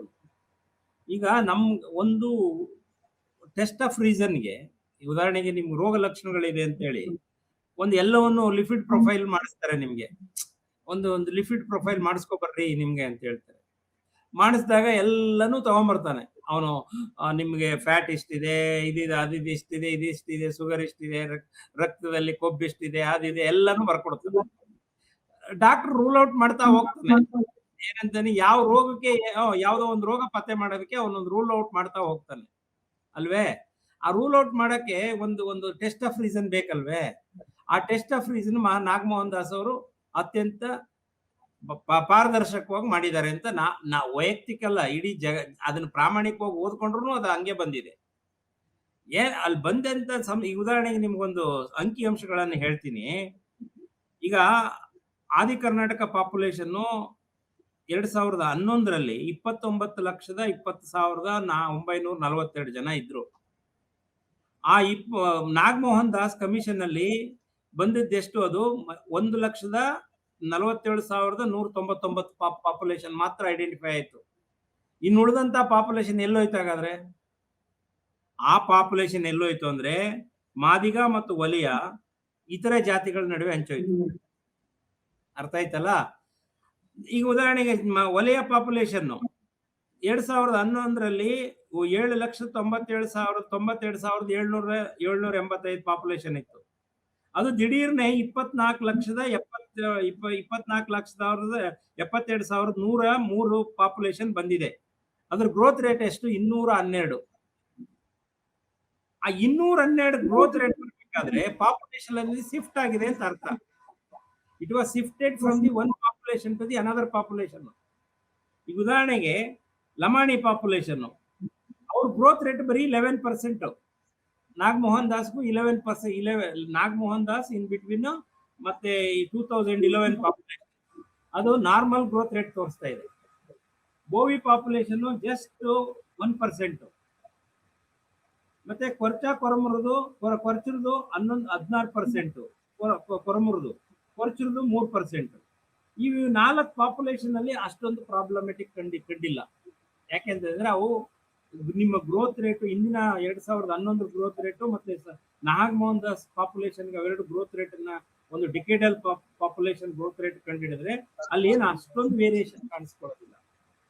ಯಾವ ಪಾಪ್ಯುಲೇಷನ್ ವೇರಿಯೇಷನ್ ಕಾಣಿಸ್ಕೊಂಡಿದೆ ಅಂತಂದ್ರೆ ಮೈನರ್ ಪಾಪ್ಯುಲೇಷನ್ಗಳೇನಿದ್ದಾವೆ, less than 10,000, less than 5,000, less than 2,000, ಆ ಪಾಪ್ಯುಲೇಷನ್ಗಳಲ್ಲಿ ನೀವು 101 ಪಾಪ್ಯುಲೇಷನ್ಗಳಲ್ಲಿ ನಿಮ್ಗೆ 2001ರ ಡಾಟಾ ಸೀಟ್ ತಗೊಂಡು ಬೇಸಿಕ್ ಅನಲೈಸೇಷನ್ ಮಾಡ್ಕೊಂಡು ಹೊರಟ್ರದ್ದೆ ಆದ್ರೆ ನಾಗಮೋಹನ್ ಪಾಪ್ಯುಲೇಷನ್ ಮತ್ತೆ ನಿಮ್ಮ 2011ರ ಪಾಪ್ಯುಲೇಷನ್ ಮತ್ತೆ ಈ 3 ಪಾಪ್ಯುಲೇಷನ್ ನ ಬೇಸಿಕ್ ಇಟ್ಕೊಂಡು ಹೋದ್ರೆ ನಿಮಗೆ ಒಂದು ಮ್ಯಾಟ್ರಿಕ್ಸ್ ಗೊತ್ತಾಗುತ್ತೆ.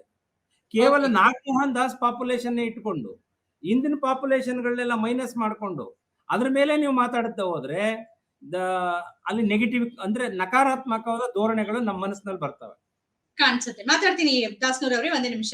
ವಿ.ಟಿ. ಲಲಿತಾ ನಾಯ್ಕ ಅವರೇ, ಕೇಳಿಸಿದೆಯಾ? ಒಳ ಮೀಸಲಾತಿ ಕುರಿತಂತೆ ಆಗ್ತಿರೋ ಗೊಂದಲ ಮತ್ತು ಹೋರಾಟ ಪ್ರತಿಭಟನೆಗಳನ್ನ ತಾವು ಗಮನಿಸಿರ್ತೀರಿ.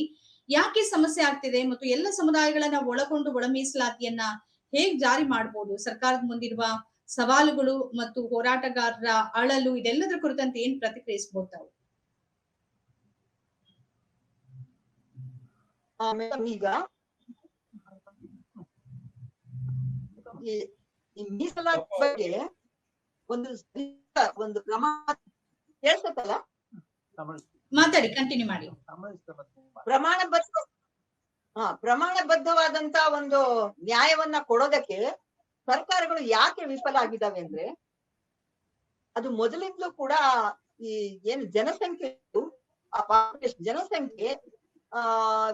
ನಾಗಮೋಹನ್ ದಾಸ್ ಅವರ ಕಾಲದಲ್ಲಿ ಸಿಕ್ಕಾಪಟ್ಟೆ ಕಡಿಮೆ ಆಯ್ತು. ಕೆಲವರು ಈಗ 15 ಲಕ್ಷ ಇದ್ದಿದ್ದು 11 ಲಕ್ಷಕ್ಕೆ ಇಳಿದು ಆಮೇಲೆ 9 ಅನ್ನುವಂತ ಒಂದು ಹಂತಕ್ಕೆ ಬಂದು ಬಹಳಷ್ಟು ಪಾರ್ಶಾಲಿಟಿ ಆಗುವ ರೀತಿಯಲ್ಲಿ ಇದಾಗುತ್ತೆ. ಯಾವುದೇ ಆಯೋಗ ನೇಮಕ ಮಾಡಿದ್ರು ಕೂಡ ನಾಗಮೋಹನ್ ದಾಸ್ ಅವರಿಂದ ಹಿಂದೆ ಆಗ್ಲೂ ಕೂಡ ಸರಿಯಾದ ರೀತಿಯಲ್ಲಿ ಪ್ರಮಾಣಬದ್ಧವಾದಂತ ನ್ಯಾಯ ಸಿಗ್ಲಿಲ್ಲ ಎಲ್ಲಾ ಜಾತಿಗಳಿಗೆ. ಆಮೇಲೆ ಇನ್ನೊಂದೇನ್ ಸಮಸ್ಯೆ ಅಂದ್ರೆ, ಬಹಳ ಕಡಿಮೆ ಜನಸಂಖ್ಯೆ ಇರುವಂತರು ಇದ್ದಾರೆ. ಆಮೇಲೆ ಒಳ ಜಾತಿಯೊಳಗೆ ಉಪಜಾತಿಯೊಳಗೆ ಮತ್ತೆ ಉಪಜಾತಿ, ಹೀಗಾಗಿ ಯಾರಿಗೆ ಹಂಚಿಕೆ ಮಾಡಕ್ಕೂ ಕೂಡ ಸಾಧ್ಯ ಆಗ್ಲಾರ್ದಷ್ಟು ಜಾತಿಗಳು ಬೆಳೀತಾ ಹೋಗ್ತಾ ಇದ್ದಾರೆ. ಅದೆಷ್ಟು ಉಬ್ಬರ ಆಗ್ತಾ ಇದೆ ಅಂದ್ರೆ, ಒಂದು ಈಗ ಉದಾಹರಣೆಗೆ ಆ ಬೋವಿನಲ್ಲಿ ಒಂದು 20 ಉಪನಾಮಗಳಿದ್ದಾವೆ. ಮತ್ತೆ ಇದಂತೂ ಯಾರು ಎಡಗೈ ಬಲಗೈ ಅಂತೀವಲ್ಲ, ಆ ಜಾತಿಗಳಲ್ಲಿ ಎಷ್ಟೋ ಜಾತಿಗಳು ಇದ್ರಲ್ಲಿ ತಂದು ಸೇರ್ತಿದ್ದಾರೆ. ಈ ಗ್ರೂಪ್ಗಳು, ಬೇರೆ ಬೇರೆ ಗ್ರೂಪ್ ಎಲ್ಲ ಕೂಡ ಗೊಂದಲ ಮಾಡಿದ್ದಾರೆ. ಮತ್ತೆ ಪಾರ್ಶಾಲಿಟಿ ಇದೆ ಮೇಡಮ್. ಒಂದು ಸರಿಯಾದ ನ್ಯಾಯ ಕೊಡಬೇಕು ಅನ್ನುವಂತ ಭಾವನೆ ಇಲ್ಲ. ಇನ್ನೊಂದೇನಂದ್ರೆ, ಅಸ್ಪೃಶ್ಯರು ಮಾಡಿ ಅಸ್ಪೃಶ್ಯರು ಅಲ್ಲದವರಿಗೆ ಒಂದು ಮಾಡ್ಬಿಡಿ ಅಂತ ಹೇಳೋದು. ಕೊನೆಗೆ ಅದನ್ನು ಮಾಡಿದ್ರೆ ಎಷ್ಟೋ ಉತ್ತಮ ಅನ್ಸುತ್ತೆ ನಿಮ್ಗೆ. ಅಸ್ಪೃಶ್ಯರಿಗಂತಲೇ ಒಂದ್ ಮಾಡಿ ಉಳಿದ ಜಾತಿಗಳನ್ನೆಲ್ಲ ಒಂದು ಮಾಡಿದ್ರೆ ಬಹುಶಃ ಅವರಿಗೆ ಒಂದಿಷ್ಟು ರಿಯಾಯಿತಿ ಕೊಡ್ಬಹುದು. ಯಾಕಂದ್ರೆ ಈ ಅಸ್ಪೃಶ್ಯತಾ ನಿವಾರಣೆನೇ ಮೀಸಲಾತಿಯ ಗುರಿ. ಮೀಸಲಾತಿ ಅನ್ನೋದು ಒಬ್ರು ಯಾರೋ ಹೇಳಿದ್ದಾರೆ ಮೊನ್ನೆ, ನೀವು ಮೀಸಲಾತಿಯನ್ನ ಬಡತನದ ಇದ್ರ ಮೇಲೆ ಆಧಾರದ ಮೇಲೆ ಮಾಡಿ ಜಾತಿ ಬೇಡ ಅಂತ. ಅದ್ ಎಷ್ಟು ಅಜ್ಞಾನದ ಮಾತ್ರ. ಬಡತನ ಎಲ್ರಿಗೂ ಬಡತನ ಇರುತ್ತೆ, ಬ್ರಾಹ್ಮಣರಲ್ಲೂ ಬಡವಿದ್ದಾರೆ, ಲಿಂಗಾಯತರು ಬೇರೆ ಜಾತಿ ಇದ್ದಾರೆ. ಆದ್ರೆ ಇಲ್ಲಿ ಪ್ರಶ್ನೆ ಇರೋದೇನಂದ್ರೆ, ನೀವು ಅಪಮಾನಿತ ಜಾತಿಗಳಿದ್ದಾವಲ್ಲ, ಅಪಮಾನ ಮಾಡಿ ಮಾಡಬಾರ್ದು. ಒಬ್ಬ ಕ್ಷೌರಿಕ ಕೂಡ ನಾನು ಕ್ಷೌರ ಮಾಡೋದಿಲ್ಲ ಅವರಿಗೆ ಅನ್ನುವಂಥದ್ದೆಲ್ಲ ಇದೆಯಲ್ಲ, ಆ ನೋವಿನ ಸಂಗತಿ ನಿವಾರಣೆ ಮಾಡೋದೇ ಸತ್ಯ ಗುರಿ. ಆದ್ರಿಂದ ಏನ್ ಮಾಡ್ಬೇಕು ಸರ್ಕಾರ ಅಂದ್ರೆ, ಈಗ ನಡೀತಾ ಇರುವಂತ ಘಟನೆಗಳು ನೋಡಿದಾಗ ಎಲ್ರೂ ನಮ್ಗಿಷ್ಟು ಅಂತ ಕೇಳ್ತಾ ಇದೀವಿ ನಾವು. ಆದ್ರೆ ನಿಜವಾದ ಒಂದು ಮೂಲಭೂತವಾದಂತಹ ಸಮಸ್ಯೆಗಳಿಗೆ ಯಾರು ಕೂಡ ಗಮನ ಹರಿಸ್ತಾ ಇಲ್ಲ. ಆದ್ರಿಂದ ಅವ್ರಿಗೆ ಎಷ್ಟೇ ಮೀಸಲಾತಿ ಕೊಟ್ರು ಅಸ್ಪೃಶ್ಯತೆ ನಿವಾರಣೆ ಆಗಲ್ಲ. ಅವ್ರಿಗೆ ಏನೋ ಒಂದು ಕೊಡೋದು. ನೋಡಿ, ನಮ್ಮಲ್ಲಿ ಲಂಬಾಣಿಗಳಿಗೆ ನ್ಯಾಯ ಸಿಕ್ಕಿಲ್ಲ, ಒಬ್ಬ ಮಂತ್ರಿ ಇಲ್ಲ, ನಮ್ಮಲ್ಲಿ ಒಬ್ಬ MP ಇಲ್ಲ, ಏನೇನು ಇಲ್ಲ ಇಲ್ಲಿ. ಆ ರೀತಿ ನೋಡ್ಕೊಂಡ್ರೆ ನಾವೆಲ್ಲ ಗುಡ್ಡುಗಾಡು ಜನ, ನಮಗೆ ಇಲ್ಲ ಅನ್ನೋದಿದ್ರು ಕೂಡ ಹೇಗೋ ಒಂದು ನಾವು ಸಹಿಸ್ಕೊಂಡು ಹೋಗ್ತಾ ಇದೀವಿ. ಅದೇ ರೀತಿಯಾಗಿ ಈಗ ದಲಿತರಲ್ಲಿ ಅವ್ರು ಎರಡು ಇದಾಗಿ ಅವರಲ್ಲಿ ಒಂದು ಜಾತಿಯವರಿಗೆ ತುಂಬಾನೇ ಇದೆ ಎಲ್ಲ. ಬಲಗೈನವರಿಗೆ ನೋಡಿ, ಬಲಗೈ ಮತ್ತು ಎಡಗೈನ ನೀವು ಹೋಲಿಸಿ ನೋಡಿದ್ರೆ ಬಲಗೈವರಿಗೆ ಇರುವಂತಹ ಒಂದು ಸೌಲಭ್ಯ ಎಡಗೈನವರಿಗೆ ಇಲ್ಲ. ಅದನ್ನ ಸರಿಪಡಿಸೋದಕ್ಕೆ ಆರ್ಥಿಕವಾಗಿ ಅಷ್ಟೇ ಅಲ್ಲ, ರಾಜಕೀಯವಾಗಿನೂ ಅಲ್ಲ. ಮಟ್ಟಿಗೆ ನೀವು ರಾಜಕೀಯವಾಗಿ ಅವರನ್ನ ಮೇಲೆ ತರ್ತೀವಿ ಅಂದ್ರೂ ಕೂಡ ಅದು ಕೂಡ ಅಸ್ಪೃಶ್ಯತಾ ನಿವಾರಣೆಗೆ ದಾರಿ ಆಗೋದಿಲ್ಲ. ಗುರಿ ಏನಿರ್ಬೇಕಂದ್ರೆ ಸಮಾನತೆ ತರುವಂತದ್ದು. ಎಂತದು? ಸಾಮಾಜಿಕ ಸಮಾನತೆ. ಸಾಮಾಜಿಕ ಸಮಾನತೆ ಸಿಕ್ತು ಅಂದ್ರೆ ಯಾರಿಗೂ ಈ ಮೀಸಲಾತಿ ಬಗ್ಗೆ ಅಷ್ಟು ಹುಡುಕಿಸೋದಿಲ್ಲ. ಈಗ ನಮಗೆಲ್ಲ ಮುಟ್ಟಿಸ್ಕೊಳ್ತಾರೆ ಅಂತಲ್ಲ, ನಮ್ಮಲ್ಲೂ ಕೂಡ ನಮ್ಗಿನ್ನ ಮೇಲೆ ನಮ್ಮನ್ನು ಕೂಡ ಮುಟ್ಕೊಳ್ಳಲ್ಲ ಆದ್ರೆ ಈಗೆಲ್ಲ ಅದನ್ನ ನಾವು ಗಮನ ಹರಿಸಲ್ಲ.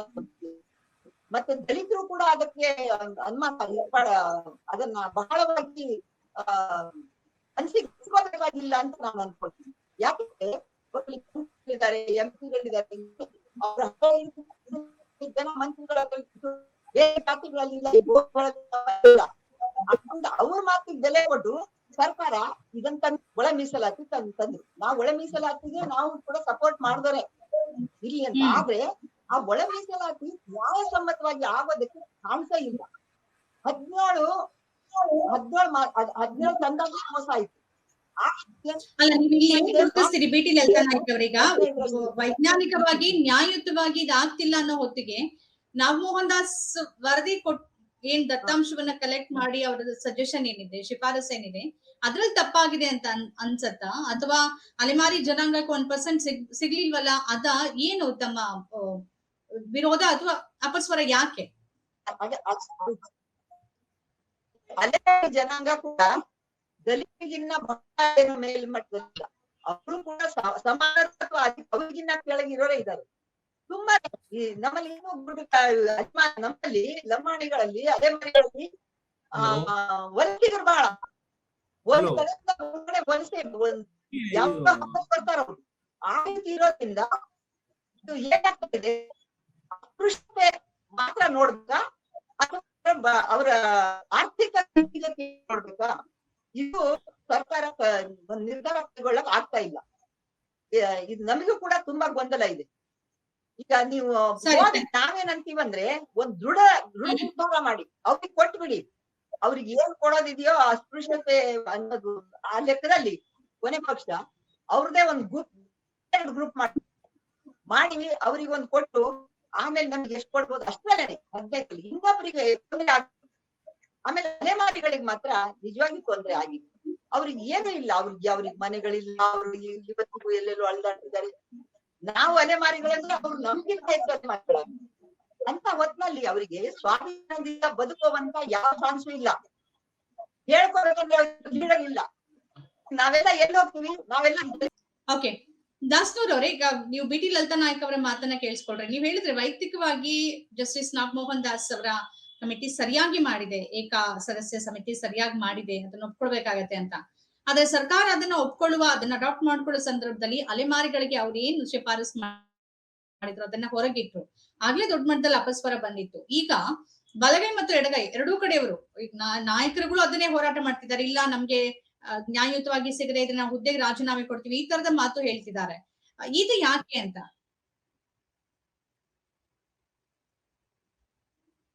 ಮಾಡಿ ಏನಾರ ನಮ್ಗೊಂದಷ್ಟು ಒಂದಷ್ಟು ನಮ್ ಕಡೆಗೆ ಒಂದಷ್ಟು ಏನಾರ ಒಂದು ಎಲ್ಲಾ ಸಮುದಾಯಗಳು ಒತ್ತಡದ ಒಂದು ತಂತ್ರಗಾರಿಕೆಯನ್ನ ಅನುಸರಿಸಿದಾವೆ. ಈಗ ಏನಾಗಿದೆ ಅಂದ್ರೆ, ಉದಾಹರಣೆಗೆ ನಾಗಮೋಹನ್ ದಾಸ್ ಆಯೋಗದ ಪ್ರಕಾರ 5 ವರ್ಗಗಳನ್ನು ಮಾಡಿದ್ರು, ABCDE ಅಂತ. ಈಗ ಈ ವರ್ಗದಲ್ಲಿದ್ದಂತ ಒಂದು ಆದಿ ಕರ್ನಾಟಕ, ಆದಿ ದ್ರಾವಿಡ, ಆದಿ ಆಂಧ್ರ, 5 ಒಂದು ಮೋಸ್ಟ್ ಫ್ಯಾಟ್ ಪರ್ಸನ್ಸ್, ಅದು ಒಂದು ಒಳ್ಳೆ ಮಜಬೂತವಾದಂತ ಒಂದು ಗುಂಪು ಅಂತ ಕಾಣಿಸ್ತದೆ. ಅಲ್ಲಿ ನೀವು ನೋಡಿದಾಗ ಅಂಕಿಅಂಶಗಳನ್ನ ನೀವು ಅದೊಂದು ಮಜಬೂತವಾದಂತ ಅಂಕಿಅಂಶಗಳನ್ನ ಕಾಣಿಸ್ತದೆ ಅಲ್ಲಿ.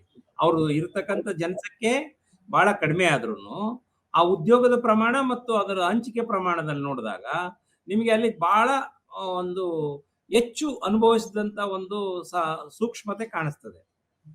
ನೀವು ಆ ಸಮುದಾಯಗಳನ್ನ ನಾವು ಏನಾಯ್ತು ಅಂದ್ರೆ, ನಾವು ಇದ್ರ ಚರ್ಚೆ ಮಾಡಿದಾಗ ಏನೋ ಒಂದು ಗೊಂದಲ ಆಗಿದೆ. ಯಾವ್ದಾದ್ರು 35 ವರ್ಷಗಳ ಕಾಲದಿಂದ ಸುಮ್ಮನೆ ಬೀದಿನಲ್ಲೇ ನಿಂತಿದ್ದಾರೆ ಈ ಸಮುದಾಯಗಳು, ಆದ್ರೆ ಇದು ಬೇಡ. ಅದಕ್ಕೆ ನಾವೇನಂತೀವಿ, ನಾವು ಒಂದು ಸಲಹೆ ಕೊಟ್ವಿ, ಎ ಗ್ರೂಪ್ ನ ಆಸ್ ಇಟ್ ಈಸ್ ಇಟ್ಕೊಳ್ಳಿ. ಆ 1% ಪಾಪ್ಯುಲೇಷನ್ ಏನಿದೆ, ಅದ್ರದ್ದು ಒಂದು ಪಾಪ್ಯುಲೇಷನ್ ಇದೆಯಲ್ಲ, ಆ ಪಾಪ್ಯುಲೇಷನ್ ಅನ್ನ ಒಂದು ಪರ್ಸೆಂಟೇಜ್ ಅನ್ನ ರೈಟ್ ಸಮುದಾಯಕ್ಕೆ ಅಥವಾ ಸಿ ಗ್ರೂಪ್ ಹಾಕ್ಬಿಟ್ಟು, ಇನ್ನು ಡಿ ಗ್ರೂಪ್ ನಮ್ಮ ವಿಸರ್ಜನೆ ಮಾಡಿ A group as it is ಇಟ್ಕೊಳ್ಳಿ, B group as it is ಇಟ್ಕೊಳ್ಳಿ, ಡಿ ಗ್ರೂಪ್ ನ ಆಸ್ ಇಟ್ ಈಸ್ ಇಟ್ಕೊಳ್ಳಿ ಅಂತೇಳಿ ಒಂದು ಸಲಹೆ ಕೊಟ್ವಿ.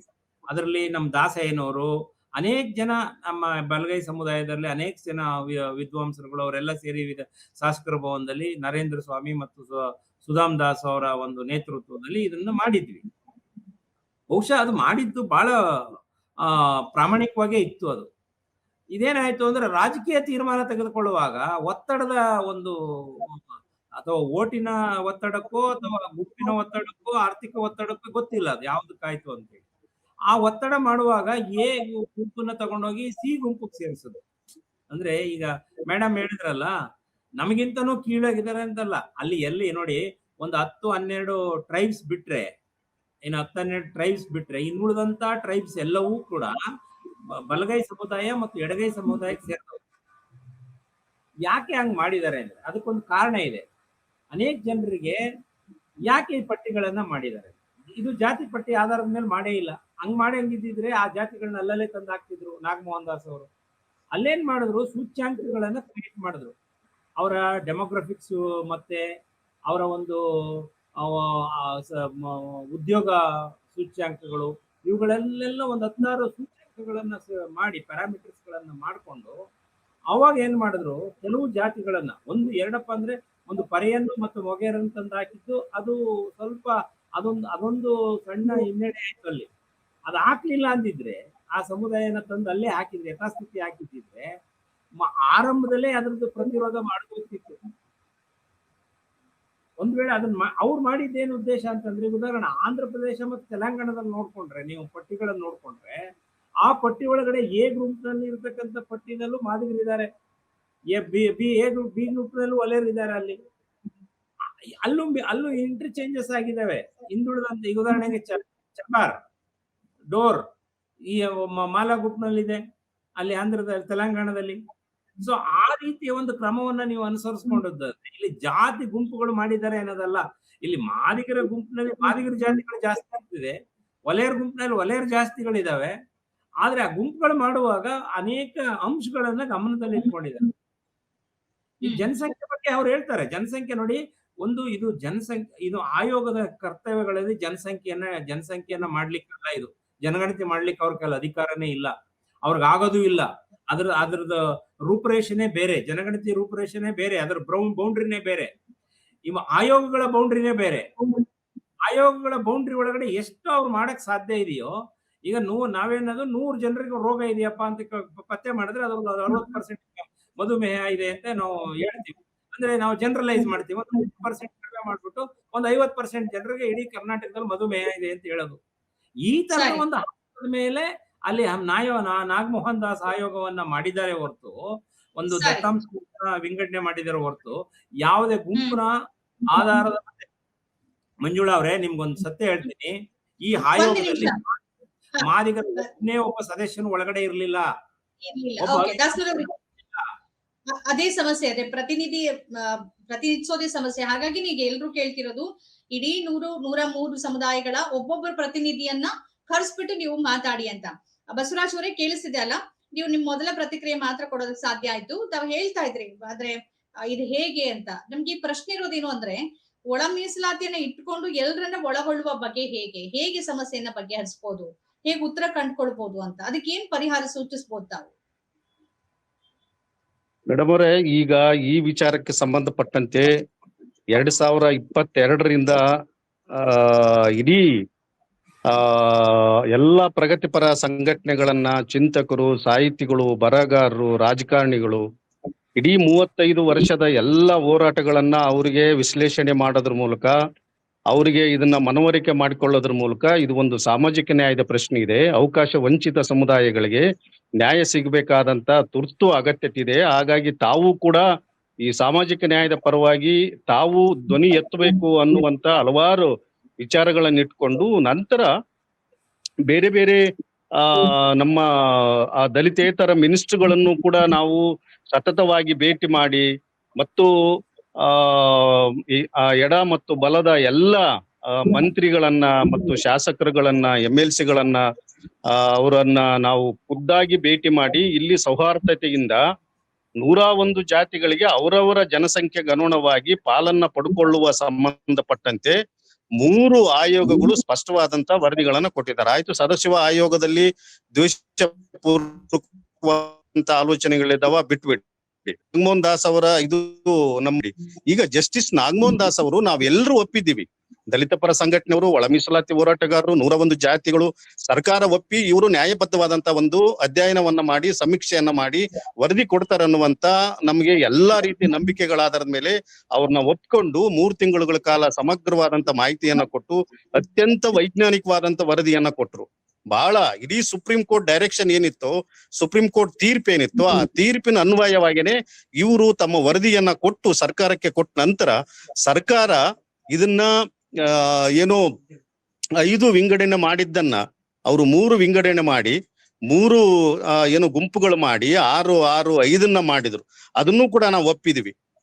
ಹಾಗಾಗಿ ಇವೆಲ್ಲವುಗಳು ಬಹಳ ಮುಖ್ಯವಾಗಿ ಒಂದು ರಾಜಕೀಯ ಇಚ್ಛಾಸಕ್ತಿಯಿಂದ ಮುಖ್ಯಮಂತ್ರಿಗಳು ಒಂದು ತಮ್ಮ ಏನು ಪರಮಾಧಿಕಾರ ಇದೇನಿದೆ, ಶಾಸನಬದ್ಧವಾದಂತ ಪರಮಾಧಿಕಾರವನ್ನ ತಾವು ಚಲಾಯಿಸಿ 35 ವರ್ಷಗಳಿಂದ ಈ ಹಕ್ಕೊತ್ತಾಯದ ಏನಿದೆ ಅದನ್ನ ತಾವೇ ತಮ್ಮ ವಿವೇಚನೆಯ ಆಧಾರದ ಮೇಲೆ ಮತ್ತು ಚುನಾವಣಾ ಪೂರ್ವದಲ್ಲಿ ಕೊಟ್ಟಿರುವಂತ ತೀರ್ಪಿನಂತೆ ಒಂದೇ ನಿಮಿಷ, ಈಗ ಸರ್ಕಾರ ಏನ್ ಹೇಳ್ತಿದೆ ಮತ್ತು ಮುಖ್ಯಮಂತ್ರಿಗಳು ಅಥವಾ ಸಂಪುಟದಲ್ಲಿ ಏನ್ ತೀರ್ಮಾನ ತಗೊಂಡಿದ್ದಾರೆ ಅಂದ್ರೆ ಮೀಸಲಾತಿ ಪ್ರಮಾಣ 50% ದಾಟಬಾರದು ಅಂತ ಇಂದ್ರಸಾನಿ ಪ್ರಕರಣದಲ್ಲಿ ನಮ್ಗೆ ತೀರ್ಪು ಇರೋದ್ರಿಂದ ಮತ್ತು ಈ ಒಳ ಮೀಸಲಾತಿಯನ್ನ ಪ್ರಶ್ನೆ ಮಾಡಿ ಕರ್ನಾಟಕ ಹೈಕೋರ್ಟ್ ನಲ್ಲಿ ಅರ್ಜಿ ಬಾಕಿ ಇರೋದ್ರಿಂದ ಅದರ ಮೇಲೆ ನಾವು ಒಳ ಮೀಸಲಾತಿ ಅನ್ವಯ ಮಾಡೋಕ್ ಆಗೋದಿಲ್ಲ. ಕೋರ್ಟಿನ ಅಂತಿಮ ತೀರ್ಪಿಗೆ ಒಳಪಟ್ಟು ನಾವು 50% ಅಲ್ಲಿ ಮಾಡ್ಕೋತೀವಿ, 6% ಆ ನಂತರ ಮಾಡ್ಕೊಳ್ತೀವಿ ಅಂತ. ಇದ್ರಲ್ಲಿ ಯಾಕೆ ಸಮಸ್ಯೆ ಇದರಲ್ಲಿ? ನಾವು ಖಂಡಿತವಾಗ್ಲೂ ನಾಗಮೋಹನ್ ದಾಸ್ ಅವರ ಕೆಲವು ಶಿಫಾರಸನ್ನ ಒಪ್ಕೊಂಡು ಕ್ಯಾಬಿನೆಟ್ ಅಲ್ಲಿ ಚರ್ಚೆ ಮಾಡಿ ಅಧಿವೇಶನದಲ್ಲಿ ಒಂದು ಕಾನೂನನ್ನ ಅಂಗೀಕಾರ ಮಾಡಿ ರಾಜ್ಯಪಾಲರಿಂದ ಈಗಾಗಲೇ ಅದು ಅಂಕಿತ ಪಡೆದ ನಂತರ ರಾಜ್ಯ ಸರ್ಕಾರದಲ್ಲಿ ಇದು ರಾಜ್ಯ ಸರ್ಕಾರ ವೈಫಲ್ಯ ಆಗಿದೆ, ಇದು ಕಾನೂನಿಗೆ ಹೋಗುತ್ತೆ ಅನ್ನುವಂತ ರೀತಿಯಲ್ಲಿ ಗೊತ್ತಿತ್ತು, ಕಾನೂನಲ್ಲಿ ಪ್ರಶ್ನೆ ಮಾಡ್ತಾರಂತ ಗೊತ್ತಿತ್ತು. ಹಾಗಾಗಿ ಅಲೆಮಾರಿ ಸಮುದಾಯಗಳನ್ನ ಯಾವುದೋ ಬಲಿಷ್ಠ ಸಮುದಾಯಗಳ ಜೊತೆ ಸೇರಿಸಿಕೊಳ್ಳುವಂತ ಒಂದು ಪ್ರಶ್ನೆಯನ್ನ ಇಟ್ಕೊಂಡು ಅಲೆಮಾರಿಗಳು ಇವತ್ತು ಏನೋ ಕೋರ್ಟಿಗೆ ಹೋಗಿದ್ದಾರೆ, ಇಲ್ಲ ಅಂತ ಹೇಳ್ತಲ್ಲ. ಆಯ್ತು, ಈಗ ಹಳೇ ಮೀಸಲಾತಿ ಪದ್ಧತಿಯನ್ನೇ ನಾವು ಅದರಲ್ಲಿ ನೇಮಕಾತಿ ಮಾಡ್ತು ಹೇಳಿದ್ರು ಕೂಡ 15%ಗೂ ಕೂಡ ಅವರು ಏನೋ ಇವತ್ತು ನೇಮಕಾತಿ ಮಾಡಕ್ ಕೊಟ್ಟಿದ್ದಾರೋ ಅದರಲ್ಲಿ ಒಳ ಮೀಸಲಾತಿಯನ್ನ ತರಲಿ. ಅದು ರಾಜ್ಯ ಸರ್ಕಾರದ ವಿವೇಚನೆಗೆ ಬಿಟ್ಟಿದ್ದು. ರಾಜ್ಯ ಸರ್ಕಾರ ಕ್ಯಾಬಿನೆಟ್ ಅಲ್ಲಿ ಅಥವಾ ಚರ್ಚೆ ಮಾಡಿ ಕೂಡ್ಲೆ ಈಗ ಏನೋ 17ಕ್ಕೆ ವರ್ಗೀಕರಣ ಮಾಡಿದ್ರು, ಅದನ್ನ 15ಕ್ಕೆ ವರ್ಗೀಕರಣ ಮಾಡಿ ಬಹುಶಃ ಈಗಾಗಲೇ ಹಿಂದಿರುವಂತ ಎಲ್ಲ ಅಂಕಿಅಂಶ ಕೊಂಡಬಹುದು ಅನ್ನುವಂಥದ್ದನ್ನ ಏನೋ ಕೂಡ್ಲೆ ರಾಜ್ಯ ಸರ್ಕಾರ ಮಾಡೋದಕ್ಕೆ ಎಲ್ಲಾ ರೀತಿ ಅಧಿಕಾರ ಇದೆ. ಅದನ್ನ 15ಕ್ಕೆ ಮಾಡ್ಲಿ. ಮತ್ತು ಇವತ್ತು ಏನು ರೋಸ್ಟರ್ ಪದ್ಧತಿ, ಏನೋ ರೋಸ್ಟರ್ ಅಲ್ಲಿ ಸ್ವಲ್ಪ ಹೆಚ್ಚು ಕಡಿಮೆ ಆಗ್ತಿದೆ, ಕೆಲವು ಸಮುದಾಯಗಳಿಗೆ ಅನ್ಯಾಯ ಆಗ್ತಿದೆ. ಖಂಡಿತವಾಗ್ಲೂ ಯಾರಿಗೂ ಅನ್ಯಾಯ ಆಗೋದು ಬೇಡ. ಇದು ಯಾವ ಸಮುದಾಯಗಳಿಗೂ ಅನ್ಯಾಯ ಆಗ್ಲಾರ್ದಂಗೆ ಒಂದು ಸಮಾನಾಂತರವಾಗಿ ಯಾರು ಹಿಂದುಳಿದಿದ್ರು ಆ ಸಮುದಾಯಗಳಿಗೆ ನ್ಯಾಯ ಕೊಡುವಂತ ಕೆಲಸವನ್ನ ರಾಜ್ಯ ಸರ್ಕಾರ ಮಾಡಬೇಕು. ವಿಶೇಷವಾಗಿ ಸಮಾಜ ಕಲ್ಯಾಣ ಮಂತ್ರಿ ಮತ್ತು ಮುಖ್ಯಮಂತ್ರಿಗಳು ಹೆಚ್ಚು ಜವಾಬ್ದಾರಿಯನ್ನ ತೆಕ್ಕೊಂಡು ಇದನ್ನ ನಿಭಾಯಿಸಬೇಕಾಗಿದೆ. ಹಾಗಾಗಿ ಬೇರೆ ಬೇರೆ ಕಾರಣಗಳನ್ನ ಹೇಳಿ ಇದು ಯಾವ್ದೋ ಕೋರ್ಟ್ ಅಲ್ಲಿ ಇದೆ ಅಂತ ಹೇಳ್ಕೊಂಡು ಕೋರ್ಟ್ ಅಲ್ಲಿ ಇವತ್ತಿನವರೆಗೂ ಅಬ್ಜೆಕ್ಷನ್ ಮಾಡಿಲ್ಲ, ರಾಜ್ಯ ಸರ್ಕಾರ ಅಬ್ಜೆಕ್ಷನ್ ಹಾಕಿಲ್ಲ, ಅಥವಾ ಕೋರ್ಟಿಗೆ ಇವರು ಅಫಿಡೇಟ್ ಹಾಕಿಲ್ಲ ಇವತ್ತಿನವರೆಗೂ. ಹಂಗಾಗಿ ಸಮಾಜ ಕಲ್ಯಾಣ ಇಲಾಖೆ ಇವತ್ತು ಸಂಪೂರ್ಣವಾಗಿ ವಿಫಲವಾಗಿದೆ. ಸಮಾಜ ಕಲ್ಯಾಣ ಇಲಾಖೆನೇ ಇವತ್ತು ಒಳ ಮೀಸಲಾತಿಯನ್ನ ಜಾರಿಗೆ ತರಬೇಕಾದಂತ ಜವಾಬ್ದಾರಿತವಾದಂತ ಸ್ಥಾನದಲ್ಲಿರುವಂತವ್ರು ಮಂತ್ರಿಗಳು ಏನೋ ಬೇಜವಾಬ್ದಾರಿಯಿಂದ ನಡ್ಕೊಂಡಿದ್ದಾರೆ. ಮುಖ್ಯಮಂತ್ರಿಗಳು ಬೇರೆ ಬೇರೆ ಇವರು ನೀವು ಯಾರು SC ಮಂತ್ರಿಗಳಿದ್ದಾರೋ ನೀವೆಲ್ಲ ಕೂತ್ಕೊಂಡು ಒಂದು ಅಂಡರ್ಸ್ಟ್ಯಾಂಡಿಂಗ್ ಬರ್ರಿ ಅಥವಾ ನೀವ್ ಏನ್ ಹೇಳ್ತಾರೋ ಅದ್ರ ಪ್ರಕಾರ ನಾವು ತೀರ್ಮಾನ ಮಾಡೋಣ, ಅದಲ್ಲ. ಇವತ್ತು ರಾಜ್ಯ ಸರ್ಕಾರ, ವಿಶೇಷವಾಗಿ ಕಾಂಗ್ರೆಸ್ ಸರ್ಕಾರ ನಮಗೆ ಏನೋ ಭರವಸೆ ಕೊಟ್ಟಿದೆ. ಕಾಂಗ್ರೆಸ್ ಸರ್ಕಾರ ವಿಶೇಷವಾಗಿ ಇವತ್ತು ಇವರ ಏನೋ ಅಭಿಪ್ರಾಯ ತೆಕ್ಕೊಂಡು ಮಾನ್ಯ ಮುಖ್ಯಮಂತ್ರಿಗಳು ತಮ್ಮ ಜವಾಬ್ದಾರಿಯನ್ನ ನಿಭಾಯಿಸಬೇಕಾಗಿದೆ. ಅದು ಬಹಳ ಮುಖ್ಯ ಅಂತ ನಮ್ಗೆ ಅನಿಸ್ತಾ ಇದೆ. ಖಂಡಿತ. ದಾಸೋಹರವ್ರೆ, ಇದಕ್ಕೇನ್ ಹೇಳ್ತೀರಿ ಅಂದ್ರೆ ಇರುವ ಪ್ರಮಾಣ ಏನಿದೆ 15% ಒಳಗೇನೆ ಒಳ ಮೀಸಲಾತಿಯನ್ನ ಕಲ್ಪಿಸಿ, ಅದಕ್ಕೆ ಯಾಕೆ ಅಂತ. ಮತ್ತೆ ಬಹಳ ದೊಡ್ಡ ಆರೋಪ ಇರೋದೇನು ಅಂತಂದ್ರೆ ಬಲಗೈ ಸಮುದಾಯದ ಕೆಲವು ಸಚಿವರುಗಳು, ನಾಯಕರುಗಳು ತಮ್ಮ ಸಮುದಾಯಕ್ಕೆ ಅನ್ಯಾಯ ಆಗತ್ತೆ 15% ಒಳಗೆ ಒಳ ಮೀಸಲಾತಿ ಕೊಟ್ರೆ ಅನ್ನೋ ಕಾರಣಕ್ಕಾಗಿ ಇದನ್ನ ಬೇರೆ ರೀತಿಯಲ್ಲಿ ಮಾಡೋದಕ್ಕೆ ಹೊರಟಿದ್ದಾರೆ ಅನ್ನೋ ಅಭಿಪ್ರಾಯಗಳಿದೆ. ಇದಕ್ಕೇನ್ ಪ್ರತಿಕ್ರಿಯಿಸ್ತೀರಿ? ಯಾಕೆ ಹೀಗಾಗ್ತಾ ಇದೆ? ಯಾವ ಸಮುದಾಯಕ್ಕೂ ಅನ್ಯಾಯ ಆಗೋದು ಬೇಡ. ನಮ್ಮ ವೈಯಕ್ತಿಕವಾಗಿ ನಾನು ಹೇಳೋದಾದ್ರೆ, ಯಾವ ಸಮುದಾಯಕ್ಕೂ ಒಂದು ಸಮುದಾಯವನ್ನ ತುಳಿದು ಇನ್ನೊಂದು ಸಮುದಾಯವನ್ನ ಬೆಳೆಸುವ ಅಗತ್ಯ ಇಲ್ಲ. ಆಯಾ ಸಮುದಾಯಕ್ಕೆ ಆಯಾ ಸಮುದಾಯದ ಪಾಲನ್ನ ಕೊಡ್ಬೇಕು. ಅದು ಧರ್ಮ ಕೂಡ, ಅದು ನ್ಯಾಯಸಮ್ಮತ ಕೂಡ. ಇನ್ನೊಂದು ಸಮುದಾಯವನ್ನು ಹತ್ತಿಕ್ಕಿ ಅದೇ ಹಿಂದೆ ಆದ್ರೆ ಯಾವುದೋ ಒಂದು ಸಂದರ್ಭದಲ್ಲಿ ದತ್ತಾಂಶಗಳನ್ನ ನೀವು ಮುಚ್ಚಿಟ್ಟೋ ಮಗದೊಂದೋ ಮಾಡ್ಬೋದಾಗಿತ್ತು. ಇವತ್ತು ತೆರೆದ ಪುಸ್ತಕ ಇದ್ದಂಗೆ ನಿಮ್ಗೆ ಎಲ್ಲಾ ಸೋರ್ಸ್ ಸೈಂಟಿಫಿಕ್ ಮೆಜರ್ಸ್ ಗಳೆಲ್ಲ ಸಿಗ್ತವೆ. ನಿಮ್ದು ಯಾವ್ದು ಒಂದೊಂದು ಕ್ಷಣದಲ್ಲೂ ಒಂದೊಂದು ಫ್ರಾಕ್ಷನ್ಸ್ ಆಫ್ ಪರ್ಸೆಂಟೇಜ್ ನಿಮ್ಗೆ ಕ್ಯಾಲ್ಕುಲೇಷನ್ ಗೊತ್ತಾಗುತ್ತೆ. ಅಂತ ಒಂದು ಕಾಲಘಟ್ಟದಲ್ಲಿ ನಾವು ಇದ್ದೀವಿ ಅಂತಂದ್ರೆ, ಈ ಒಂದು ಸರಳವಾದಂತ ಸಿದ್ಧಾಂತಕ್ಕೆ ವಿಚಾರಕ್ಕೆ ನಾವು ಒಂದು ಪರಿಹಾರ ಕಾಣ್ಲಿಕ್ಕೆ ಆಗಲಿಲ್ಲ ಅಂತಂದ್ರೆ ನಾವೆಲ್ಲ ಒಂದು ಎಡವಿದ್ದೀವಿ ಅಂತ ಅರ್ಥ. ಆದ್ರೆ ಸರ್ಕಾರ ಎಡವಿದೆಯೋ ಅಥವಾ ಸಾಮಾಜಿಕ ವ್ಯವಸ್ಥೆ ಎಡವಿದೆಯೋ ಅರ್ಥ ಆಗ್ತಾ ಇಲ್ಲ. ಅಂದ್ರೆ ಇಲ್ಲಿ ಏನಾಗ್ತಾ ಇದೆ ಅಂದ್ರೆ, ಗೊಂದಲಗಳ ಮೇಲೆ ಗೊಂದಲಗಳನ್ನ ಸೃಷ್ಟಿ ಮಾಡಿದ್ರೆ ಸರ್ಕಾರಕ್ಕೆ ಏನಾಗುತ್ತೆ, ಯಾವುದನ್ನು ನಿರ್ಧಾರ ತೆಗೆದುಕೊಳ್ಳಕ್ ಆಗೋದಿಲ್ಲ. ಗೊಂದಲಗಳನ್ನ ಸೃಷ್ಟಿ ಮಾಡೋದ್ರಿಂದ ಏನಾಗುತ್ತೆ, ಗೊಂದಲಗಳು ಒಬ್ಬ ಎ ಗುಂಪಿನವನ್ ಬರ್ತಾನೆ, ಅವನೊಂಥರ ಹೇಳ್ತಾನೆ, ಒಂದ್ ಮನವಿ ಕೊಡ್ತಾನೆ. ಬಿ ಗುಂಪಿನವನ್ ಬರ್ತಾನೆ, ಅವನೊಂದ್ ಮನವಿ ಕೊಡ್ತಾನೆ. ಇನ್ನೊಂದ್ ಗುಂಪಿನವನ್ ಬರ್ತಾನೆ, ಇನ್ನೊಂದ್ ತರ ಮನವಿ ಕೊಡ್ತಾನೆ. ಆದ್ರೆ ಮನವಿಗಳು ಎಷ್ಟು ಅಂತ ಇಸ್ಕೋತೀರಾ ನೀವು? ಎಷ್ಟು ಅಂತ ಸ್ವೀಕರಿಸ್ತೀರಾ? ಈ ಮನವಿಗಳನ್ನ ಕೊಡೋದೇ ಈ ಸಮುದಾಯಗಳ ಕೆಲಸ ಆಗೋದಾದ್ರೆ ಅವ್ರ ಪರಿಹಾರ ಯಾವಾಗ ಸಿಗ್ತದೆ? ಅವ್ರಿಗೊಂದು ನ್ಯಾಯಸಮ್ಮತವಾದಂತ ಬದುಕನ್ನ ಕೊಡ್ಬೇಕಲ್ಲ. ಎಷ್ಟು ವರ್ಷಗಳ ಬಡಿಗೆ ಹಿಡ್ಕೊಂಡು ಬೀದಿನಲ್ಲಿ ಅವ್ರನ್ನ ಇವ್ರು ಬೈಕೊಂಡು ಇವ್ರನ್ನ ಅವ್ರು ಬೈಕೊಂಡು, ಇಲ್ಲೇನಾಗಿದೆ, ಮತ್ಸರದ ಒಂದು ಕಿಚ್ಚನ್ನ ಹೆಚ್ಚಿಸ್ತಾ ಇದೆ ಹೊರತು ಇದು ಸಾಮಾಜಿಕವಾದ ಸಾಮರಸ್ಯಕ್ಕೆ ದಾರಿ ಕೊಡ್ತಾ ಇಲ್ಲ. ಒಳ ಮೀಸಲಾತಿ ಹಂಚಿಕೆ ವೈಯಕ್ತಿಕವಾದ ತೇಜೋವಧೆಗಳನ್ನ ಮಾಡ್ಕೊಳ್ತಾ ಇದೆ. ಸಮುದಾಯಗಳು ತಮ್ಮನ್ನು ತಾವೇ ತೇಜೋವಧೆ ಮಾಡ್ಕೊಳ್ತಾ ಇದ್ದಾವೆ. ಆ ತೇಜೋವಧೆ ನಿಲ್ಬೇಕಾದ್ರೆ ಸರ್ಕಾರ ಒಂದು ಕಟಿಬದ್ಧತೆಯನ್ನ ಮಾಡ್ಬೇಕು. ಬಹಳ ದೃಢವಾದ ನಿರ್ಧಾರ ತೆಗೆದುಕೊಳ್ಬೇಕು.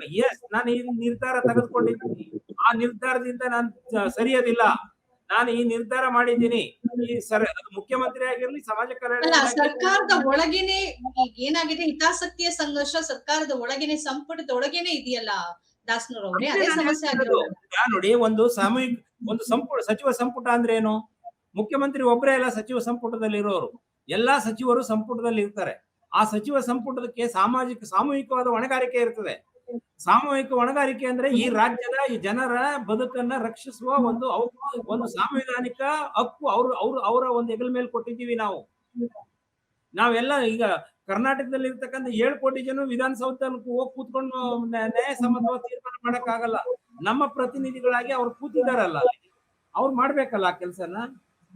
ಈಗ ನೋಡಿ, ಸಾಮಾಜಿಕ ಜಾಲತಾಣದಲ್ಲಿ ಇರ್ಬೋದು, ಹಳ್ಳಿಗಳಲ್ಲಿ, ಬಸ್ ಸ್ಟ್ಯಾಂಡ್ ಅಲ್ಲಿ, ಹೋಟೆಲ್ಗಳಲ್ಲಿ, ಪಡಸಾಲೆಗಳಲ್ಲಿ, ಊರುಗಳಲ್ಲಿ, ಗ್ರಾಮಗಳಲ್ಲಿ ಸಣ್ಣ ಸಣ್ಣ ಮಕ್ಕಳ ಕೈಯಲ್ಲಿ ಇವತ್ತು ಒಂದು ಕಿಚ್ಚಿನ ತಾಪ ಹೇಗಾಗ್ತಾ ಇದೆ ಅಂತಂದ್ರೆ, ಈ ಒಂದು ವ್ಯವಸ್ಥೆ ಮುಂದಿನ 10, 20, 30 ವರ್ಷಗಳ ಕಾಲ ಇದು ಯಥಾಸ್ಥಿತಿ ಮುಂದುವರೆದು ಬಿಟ್ರೆ ಈ ಸಮುದಾಯಗಳ ಒಂದು ಹೊಂದಾಣಿಕೆ ಮತ್ತೊಂದು ಈ ಕೇವಲ ಒಂದು ಒಳ ಮೀಸಲಾತಿ ದೃಷ್ಟಿಯಲ್ಲಿ ನಾವು ಮಾತಾಡಬಾರ್ದು.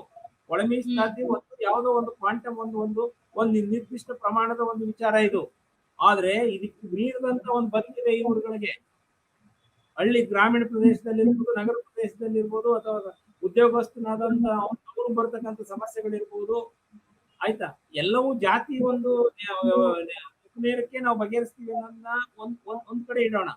ಆದ್ರೆ ಒಂದು ಸಮಗ್ರ ಸನ್ನಿವೇಶದೊಳಗಡೆ ಈ ವಿಚಾರಗಳನ್ನ ತುಲನೆ ಮಾಡಿ ಒಂದು ಅರ್ಥಪೂರ್ಣವಾದಂತ ಒಂದು ವಿವೇಕವನ್ನ ಇಟ್ಕೊಂಡು, ಮೀಸಲಾತಿ ಬಿಂದು ಸಮಸ್ಯೆ ಅಂತಲ್ಲ, ಸರ್ಕಾರ ಯಾಕೆ ಇದನ್ನ ಉಭಯತ್ರಗಳಲ್ಲಿ ಎಲ್ಲರನ್ನೂ ಕೂರಿಸ್ಕೊಂಡು ಆ ಸರ್ಕಾರದ DPR ಸೆಕ್ರೆಟರಿನೋ ಅಥವಾ ಚೀಫ್ ಸೆಕ್ರೆಟರಿನೋ ಮತ್ತೊಬ್ರು ಅಲ್ಲಿರ್ತಕ್ಕಂಥ ತಜ್ಞರನ್ನ ಕೂರಿಸ್ಕೊಂಡು ಇದು ಹೇಗ್ ಮಾಡಿದ್ದೀರಿ ಅಂತ ಹೇಳಿ ಒಂದು ವಿವರಣೆ ಕೊಡ್ಲಿ. ಇವಾಗ ಸರ್ಕಾರ ಯಾಕೆ ಕೊಡ್ಬೇಕಲ್ವಾ? ಈಗ ಇಷ್ಟೆಲ್ಲ ಮೆಮೊರಾಂಡಮ್ ಹೋಗಿದೆ ಸರ್ಕಾರಕ್ಕೆ, ಎಲ್ಲಾ ಕಡೆನೂ ಬರೀತಾ ಇದ್ದಾರೆ, ಪತ್ರಿಕೆಗಳಲ್ಲಿ ಬರೀತಾ ಇದ್ದಾರೆ, ಎಲ್ಲ ಬರೆದಿದ್ದಾರೆ. ಸರ್ಕಾರ ಎಲ್ಲರನ್ನೂ ಕೂರಿಸ್ಕೊಂಡು ಪ್ರತಿನಿಧಿಗಳು ಕರೆಸ್ಬಿಟ್ಟು, ಬರ್ರಪ್ಪ ನೀವು XYZ ಎಲ್ಲ ಕೂತ್ಕೊಳ್ಳಿ, ಒಬ್ಬರು ಸರ್ಕಾರದ ಮುಖ್ಯ ಕಾರ್ಯದರ್ಶಿಗಳ ಅಧ್ಯಕ್ಷತೆಯಲ್ಲಿ ಕೂರಿಸ್ಬಿಟ್ಟು ಇದನ್ನ ತಾಂತ್ರಿಕ ದೋಷಗಳು ಎಲ್ಲಿದೆ, ಹೇಗಿದೆ, ಹೇಗಾಗಿದೆ, ನಾವ್ ಹೇಗ್ ಮಾಡಿದೀವಿ, ನಾವ್ ಯಾವ ರೀತಿ ಮಾಡಿದೀವಿ, ನಾವ್ ಯಾವ ಫಾರ್ಮುಲಾನ, ನಾವ್ ಯಾವ ಸೂತ್ರಗಳನ್ನ ಅಳವಡಿಸ್ಕೊಂಡಿದೀವಿ ಅಂತ ಸರ್ಕಾರ ಮುಖ್ಯವಾಗಿ ಹೇಳ್ಬೇಕಾಗಿತ್ತು. ಅದನ್ನ ಮಾಡ್ತಾ ಇಲ್ಲ ಕೆಲಸನ. ಅದು ಮಾಡಿದ್ದೇ ಆಗಿದ್ದಿದ್ರೆ ಈ ಸಮಸ್ಯೆ ಬರ್ತಿತ್ತು. ಸರಿ ಬಸವರಾಜ್ ಅವರೇ, ಈಗ ಒಳ ಮೀಸಲಾತಿ ಹೋರಾಟಗಾರರ ಕೆಲವರ ಆಗ್ರಹ ಏನಿದೆ ಅಂತಂದ್ರೆ, ಈ ಮೀಸಲಾತಿ ವರ್ಗೀಕರಣವೇ ಸರಿಯಾಗಿಲ್ಲ, 101 ಜಾತಿಗಳ ಪ್ರತಿನಿಧಿಯನ್ನು ಮತ್ತೆ ಕರೆದು ನೀವು ನಮ್ ಜೊತೆಗೆ ಮಾತಾಡಬೇಕು ಅನ್ನೋದಿದೆ. ಜೊತೆಗೆ ಸರಿಯಾದ ರೀತಿಯಲ್ಲಿ ವರ್ಗೀಕರಣ ಮಾಡದೆ ಕೆಲವರಿಗೆ ಅನ್ಯಾಯ ಮಾಡ್ಲಾಗಿದೆ ಅಂತ. ಈ ಒಳ ಮೀಸಲಾತಿ ಅನ್ನೋದು ಸಮುದಾಯವನ್ನ ಒಂದು ಮಾಡೋದು ಮತ್ತು ಒಟ್ಟಿಗೆ ತರೋದಕ್ಕಿಂತ ಹೆಚ್ಚಾಗಿ ವಿಘಟನೆಯ ಕಡೆಗೆ ಹೋಗ್ತಾ ಇದೆ. ಅಲ್ಲಿ ಬಹಳ ದೊಡ್ಡ ಸಂಘರ್ಷ ಕಾಣ್ತಾ ಇದೆ ಸಮುದಾಯದ ಒಳಗೇನೆ. ಇದು ಆತಂಕ ಮೂಡಿಸುತ್ತೆ. ಸಮುದಾಯವಾಗಿ ಒಟ್ಟಾಗಿರ್ಬೇಕಾದ್ರೆ ರಾಜಕೀಯ ದೃಷ್ಟಿಯಲ್ಲಿ ಇರ್ಬೋದು ಅಥವಾ ಯಾವುದೇ ದೃಷ್ಟಿಯಲ್ಲಿ ಇರ್ಬೋದು, ಒಡೆದು ಹೋಗ್ತಿರೋ ರೀತಿಯಲ್ಲಿ ಕಾಣಿಸ್ತಿದೆ. ಇದಕ್ಕೇನ್ ಪ್ರತಿಕ್ರಿಯಿಸ್ತೀವಿ? ಮೇಡಮ್ ಅವರೇ, ಬಹಳ ಮುಖ್ಯವಾಗಿ ನಾವು ಸಂವಿಧಾನವನ್ನ ಒಪ್ಪಿಕೊಂಡ ನಂತರ ಒಳ ಇಡೀ ಮೀಸಲಾತಿ ಜಾರಿ ಆದ ನಂತರ ಈ ಮೀಸಲಾತಿ ಎಲ್ಲಾ ಹಂತದ ಎಲ್ಲಾ ಸಮುದಾಯಗಳಿಗೆ ಸಮಾನವಾಗಿ ಸಿಗಬೇಕು ಅನ್ನುವಂಥದ್ದು ಡಾಕ್ಟರ್ ಬಾಬಾ ಸಾಹೇಬ್ ಅಂಬೇಡ್ಕರ್ ಅವರ ಆಶಯ ಏನಿತ್ತೋ ಮತ್ತು ಸಂವಿಧಾನದ ಆಶಯ ಏನಿತ್ತೋ ಅದಕ್ಕೆ ನಾವು ಬದ್ಧರಾದ್ರೆ ಎಲ್ಲ ಬಹುಶಃ ದಲಿತ ಪರ ಸಂಘಟನೆಗಳಿರ್ಲಿ, ಒಳ ಮೀಸಲಾತಿ ಹೋರಾಟಗಾರರಿರ್ಲಿ, ಸರ್ಕಾರದಲ್ಲಿರುವಂತ ಜಾತಿಯ ಪ್ರತಿನಿಧಿಗಳಿರ್ಲಿ, ಮಂತ್ರಿಗಳಿರ್ಲಿ, ಅವರೆಲ್ಲರೂ ಬಾಬಾ ಸಾಹೇಬ್ ಅಂಬೇಡ್ಕರ್ ಅವರ ಮತ್ತು ಸಂವಿಧಾನಕ್ಕೆ ನಾವು ಗೌರವಿಸೋದಾಗಿದ್ರೆ ಇವತ್ತು ಈ ಒಳ ಮೀಸಲಾತಿ ಇಷ್ಟೊಂದು ಕಗ್ಗಂಟಾಗುವಂತ ಒಂದು ವಾತಾವರಣ ನಿರ್ಮಾಣ ಆಗ್ತಾ ಇರ್ಲಿಲ್ಲ. ಹಾಗಾಗಿ ಮುಖ್ಯವಾಗಿ ಇಲ್ಲಿ ಏನಾಗಿದೆ, ಅವರವರ ಜಾತಿಯ ಹಿತಾಸಕ್ತಿಗೋಸ್ಕರ ಇವರೆಲ್ಲರೂ ಬಹುಶಃ ಅನ್ಯಾಯದ ಪರವಾಗಿ ಮಾತಾಡುವಂತ ಒಂದು ಸ್ಥಿತಿ ಇವತ್ತು ನಿರ್ಮಾಣ ಆಗಿ ಹೋಗ್ಬಿಟ್ಟಿದೆ. ಹಾಗಾಗಿ ನಮ್ಮ ಜಾತಿಗಳಿಗೆ ಕಡಿಮೆ ಆಗ್ತಿದೆ, ನಮ್ಮ ಜಾತಿಗೆ ಬೇಕು, ನಮ್ಮ ಜಾತಿಗೆ ಅನ್ಯಾಯ ಆಗ್ತಿದೆ, ನಮ್ಮ ಜಾತಿಗೆ ಬೇಕು ಅನ್ನುವಂಥದ್ದು ಒಂದು ಇವರು ತಮ್ಮ ಜಾತಿ ಹಿತಾಸಕ್ತಿಗೋಸ್ಕರ. ಹಾಗಾಗಿ ಅನ್ಯಾಯ ಆದ್ರೂ ಚಿಂತಿಲ್ಲ, ನಾವ್ ಇದನ್ನ ಮಾತಾಡ್ಲೇಬೇಕು. ಯಾಕಂದ್ರೆ ಇವತ್ತು ಜಸ್ಟಿಸ್ ನಾಗಮೋಹನ್ ದಾಸ್ ಅವರ ವರದಿನೇ ಅವೈಜ್ಞಾನಿಕವಾಗಿದೆ ಅನ್ನುವಂತ ರೀತಿಯಲ್ಲಿ ಮಾತಾಡ್ತಿದಾರ ಮತ್ತು ಸುಪ್ರೀಂ ಕೋರ್ಟ್ ತೀರ್ಪನ್ನೇ ಇವತ್ತು ಸಂಪೂರ್ಣವಾಗಿ ಇವರು ಕಡೆಗಾಣಿಸ್ತಿದಾರ. ಮತ್ತು ಇವತ್ತು ಒಳ ಮೀಸಲಾತಿ 30 ವರ್ಷಗಳಿಂದ ಒಂದು ದೊಡ್ಡ ಸಮುದಾಯ ಅವರಿಗೆ ಅನ್ಯಾಯ ಆಗಿದೆ, ಅವರಿಗೆ ಬಹುದೊಡ್ಡ ವಂಚನೆ ಆಗಿದೆ ಅಂದ್ಕೊಂಡು ತಮ್ಮ ಪ್ರಶ್ನೆಗಳನ್ನ ಇಟ್ಕೊಂಡು ಹೋರಾಟಗಳನ್ನ ಮಾಡ್ತಾ ಬಂದಿರುವ ಬಹುಶಃ ಈ ಸಂದರ್ಭದಲ್ಲಿ ವಿಶೇಷವಾಗಿ ಇವತ್ತು ನಮ್ಮ ಅಲೆಮಾರಿ ಸಮುದಾಯಗಳಿಗೆ ದೊಡ್ಡ ಅನ್ಯಾಯ ಆಗಿದೆ. ಹಾಗಾಗಿ ಮಾದಿಗರಲ್ಲಿ ಇರುವಂತ ಅಲೆಮಾರಿ ಸಮುದಾಯಗಳಿಗೂ ಅನ್ಯಾಯ ಆಗಿದೆ.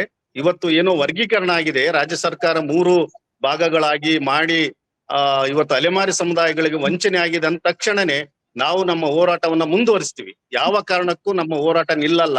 ಅಲೆಮಾರಿ ಸಮುದಾಯಗಳಿಗೆ, ನಮ್ಮಲ್ಲಿ ಇರುವಂತ ಅತ್ಯಂತ ದುಸ್ಥಿತಿಯಲ್ಲಿರುವಂತ ಸಮುದಾಯಗಳಿಗೆ ನ್ಯಾಯ ಸಿಗಲೇಬೇಕು ಅನ್ನೋ ಕಾರಣದಿಂದ ನಮ್ಮ ಹೋರಾಟವನ್ನ ಮುಂದುವರಿಸಿದೀವಿ. ಹಾಗಾಗಿ ಇವತ್ತಿನವರೆಗೂ ಅಲೆಮಾರಿ ಸಮುದಾಯಗಳಿಗೆ ಎಲ್ಲಿವರೆಗೂ ನ್ಯಾಯ ಸಿಗಲ್ವೋ ಅಲ್ಲಿವರೆಗೂ ಈ ಕಗ್ಗಂಟು ಮುಂದುವರಿಯುತ್ತೆ.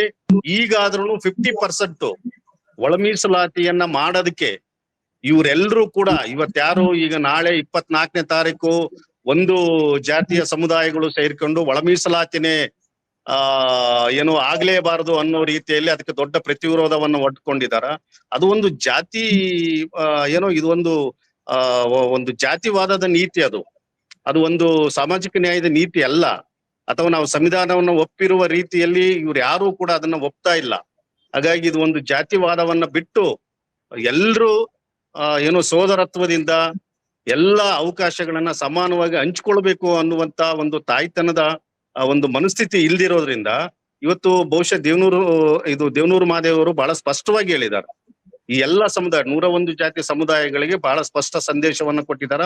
ಒಳ ಮೀಸಲಾತಿಯನ್ನ ಬೇಡ ಅನ್ನೋದು ಅವರವರ ಅನೈತಿಕವಾದಂತ ಒಂದು ಧ್ವನಿ. ಇದು ನೈತಿಕವಾದಂತ ಧ್ವನಿ ಅಲ್ಲ. ಹಾಗಾಗಿ ಇದೊಂದು ಸಾಮಾಜಿಕ ನ್ಯಾಯದ ಬದ್ಧತೆ ಅಲ್ಲ ಅನ್ನುವಂತ ರೀತಿಯಲ್ಲಿ ದೇವನೂರು ಮಹಾದೇವ್ ಅವರು ಬಹಳ ಸ್ಪಷ್ಟವಾಗಿ ಹೇಳಿದ್ದಾರೆ.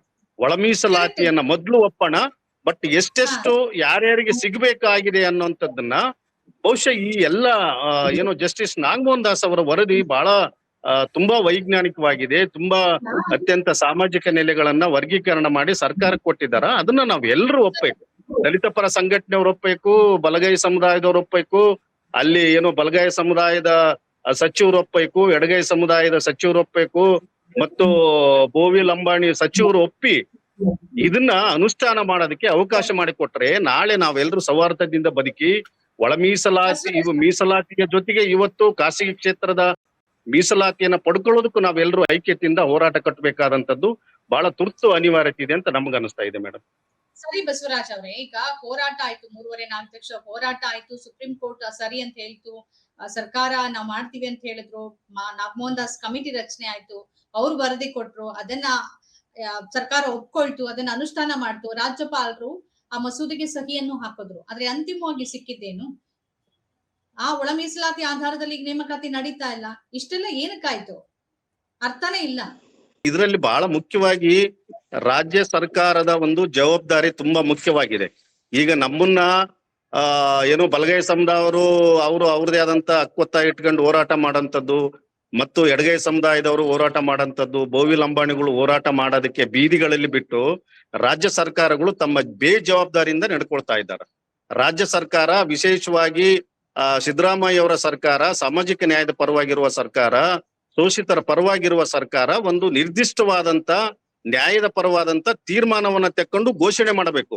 ಇಲ್ಲಾಂದ್ರೆ ಅವರ ಅಭಿಪ್ರಾಯಗಳು ತೆಕ್ಕೊಳ್ಳೋದು, ಜಾತಿ ಮಂತ್ರಿಗಳ ಅಭಿಪ್ರಾಯಗಳನ್ನ ತೆಕ್ಕೊಂಡು ಹೋದ್ರೆ ಖಂಡಿತವಾಗಿ ಇಲ್ಲಿ ಬಲಿಷ್ಠರು ಸಹಜವಾಗಿ ತಮ್ಮ ಏನು ಅವಕಾಶಗಳು ಕೈತಪ್ತವನ್ನ ಒಂದೇ ಒಂದು ಕಾರಣದಿಂದ ಇವತ್ತು ಆಯಾ ಜಾತಿಯ ಪರವಾಗಿ ಅವರು ಏನು ಬಿಗಿಯಾದಂತ ಒಂದು ವಾದ ಮಂಡಿಸ್ತಾ ಇರೋದ್ರಿಂದ ಇವತ್ತು ರಾಜ್ಯ ಸರ್ಕಾರ ಈ ಅನ್ಯಾಯದ ಪರವಾದಂತ ಒಂದು ತೀರ್ಮಾನವನ್ನ ಕೈ ಬಿಟ್ಟು ನ್ಯಾಯದ ಪರವಾದಂತ ತೀರ್ಮಾನವನ್ನ ಮುಖ್ಯಮಂತ್ರಿಗಳು ಮತ್ತು ಕ್ಯಾಬಿನೆಟ್ 27ನೇ ತಾರೀಕು ಏನ್ ನಡೀತಾ ಇದೆ ವಿಶೇಷವಾದಂತ ಕ್ಯಾಬಿನೆಟ್, ಆ ಕ್ಯಾಬಿನೆಟ್ ಅಲ್ಲಿ ಒಂದು ನ್ಯಾಯದ ಪರವಾಗಿ ಅವರು ಒಂದು ತೀರ್ಮಾನವನ್ನ ಮಾಡಬೇಕು, ಒಂದು ಸ್ಪಷ್ಟವಾದ ಘೋಷಣೆಯನ್ನ ಮಾಡಬೇಕು.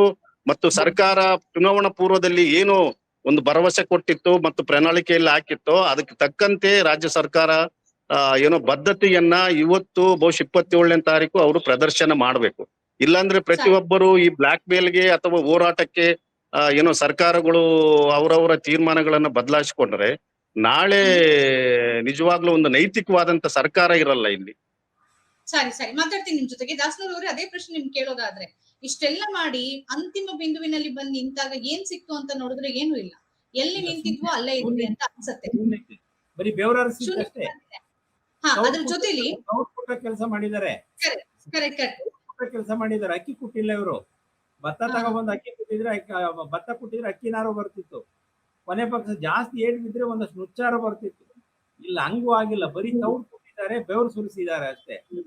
ಆದ್ರೆ ರಾಜ್ಯ ಸರ್ಕಾರ ಏನು ಮಹೇಂದ್ರ ಮಿತ್ರ ಕೇಸನ್ನ ಅಥವಾ ಬೇರೆ ಬೇರೆ ಕೇಸ್ಗಳನ್ನ ನಿಯಂತ್ರಿಸಿದಂತ ಅದರ ನಡವಳಿಕೆಗಳಿದೆಯಲ್ಲ, ಅತ್ಯಂತ ಸಂಶಯಾಸ್ಪದವಾದಂತ ನಡವಳಿಕೆಗಳು.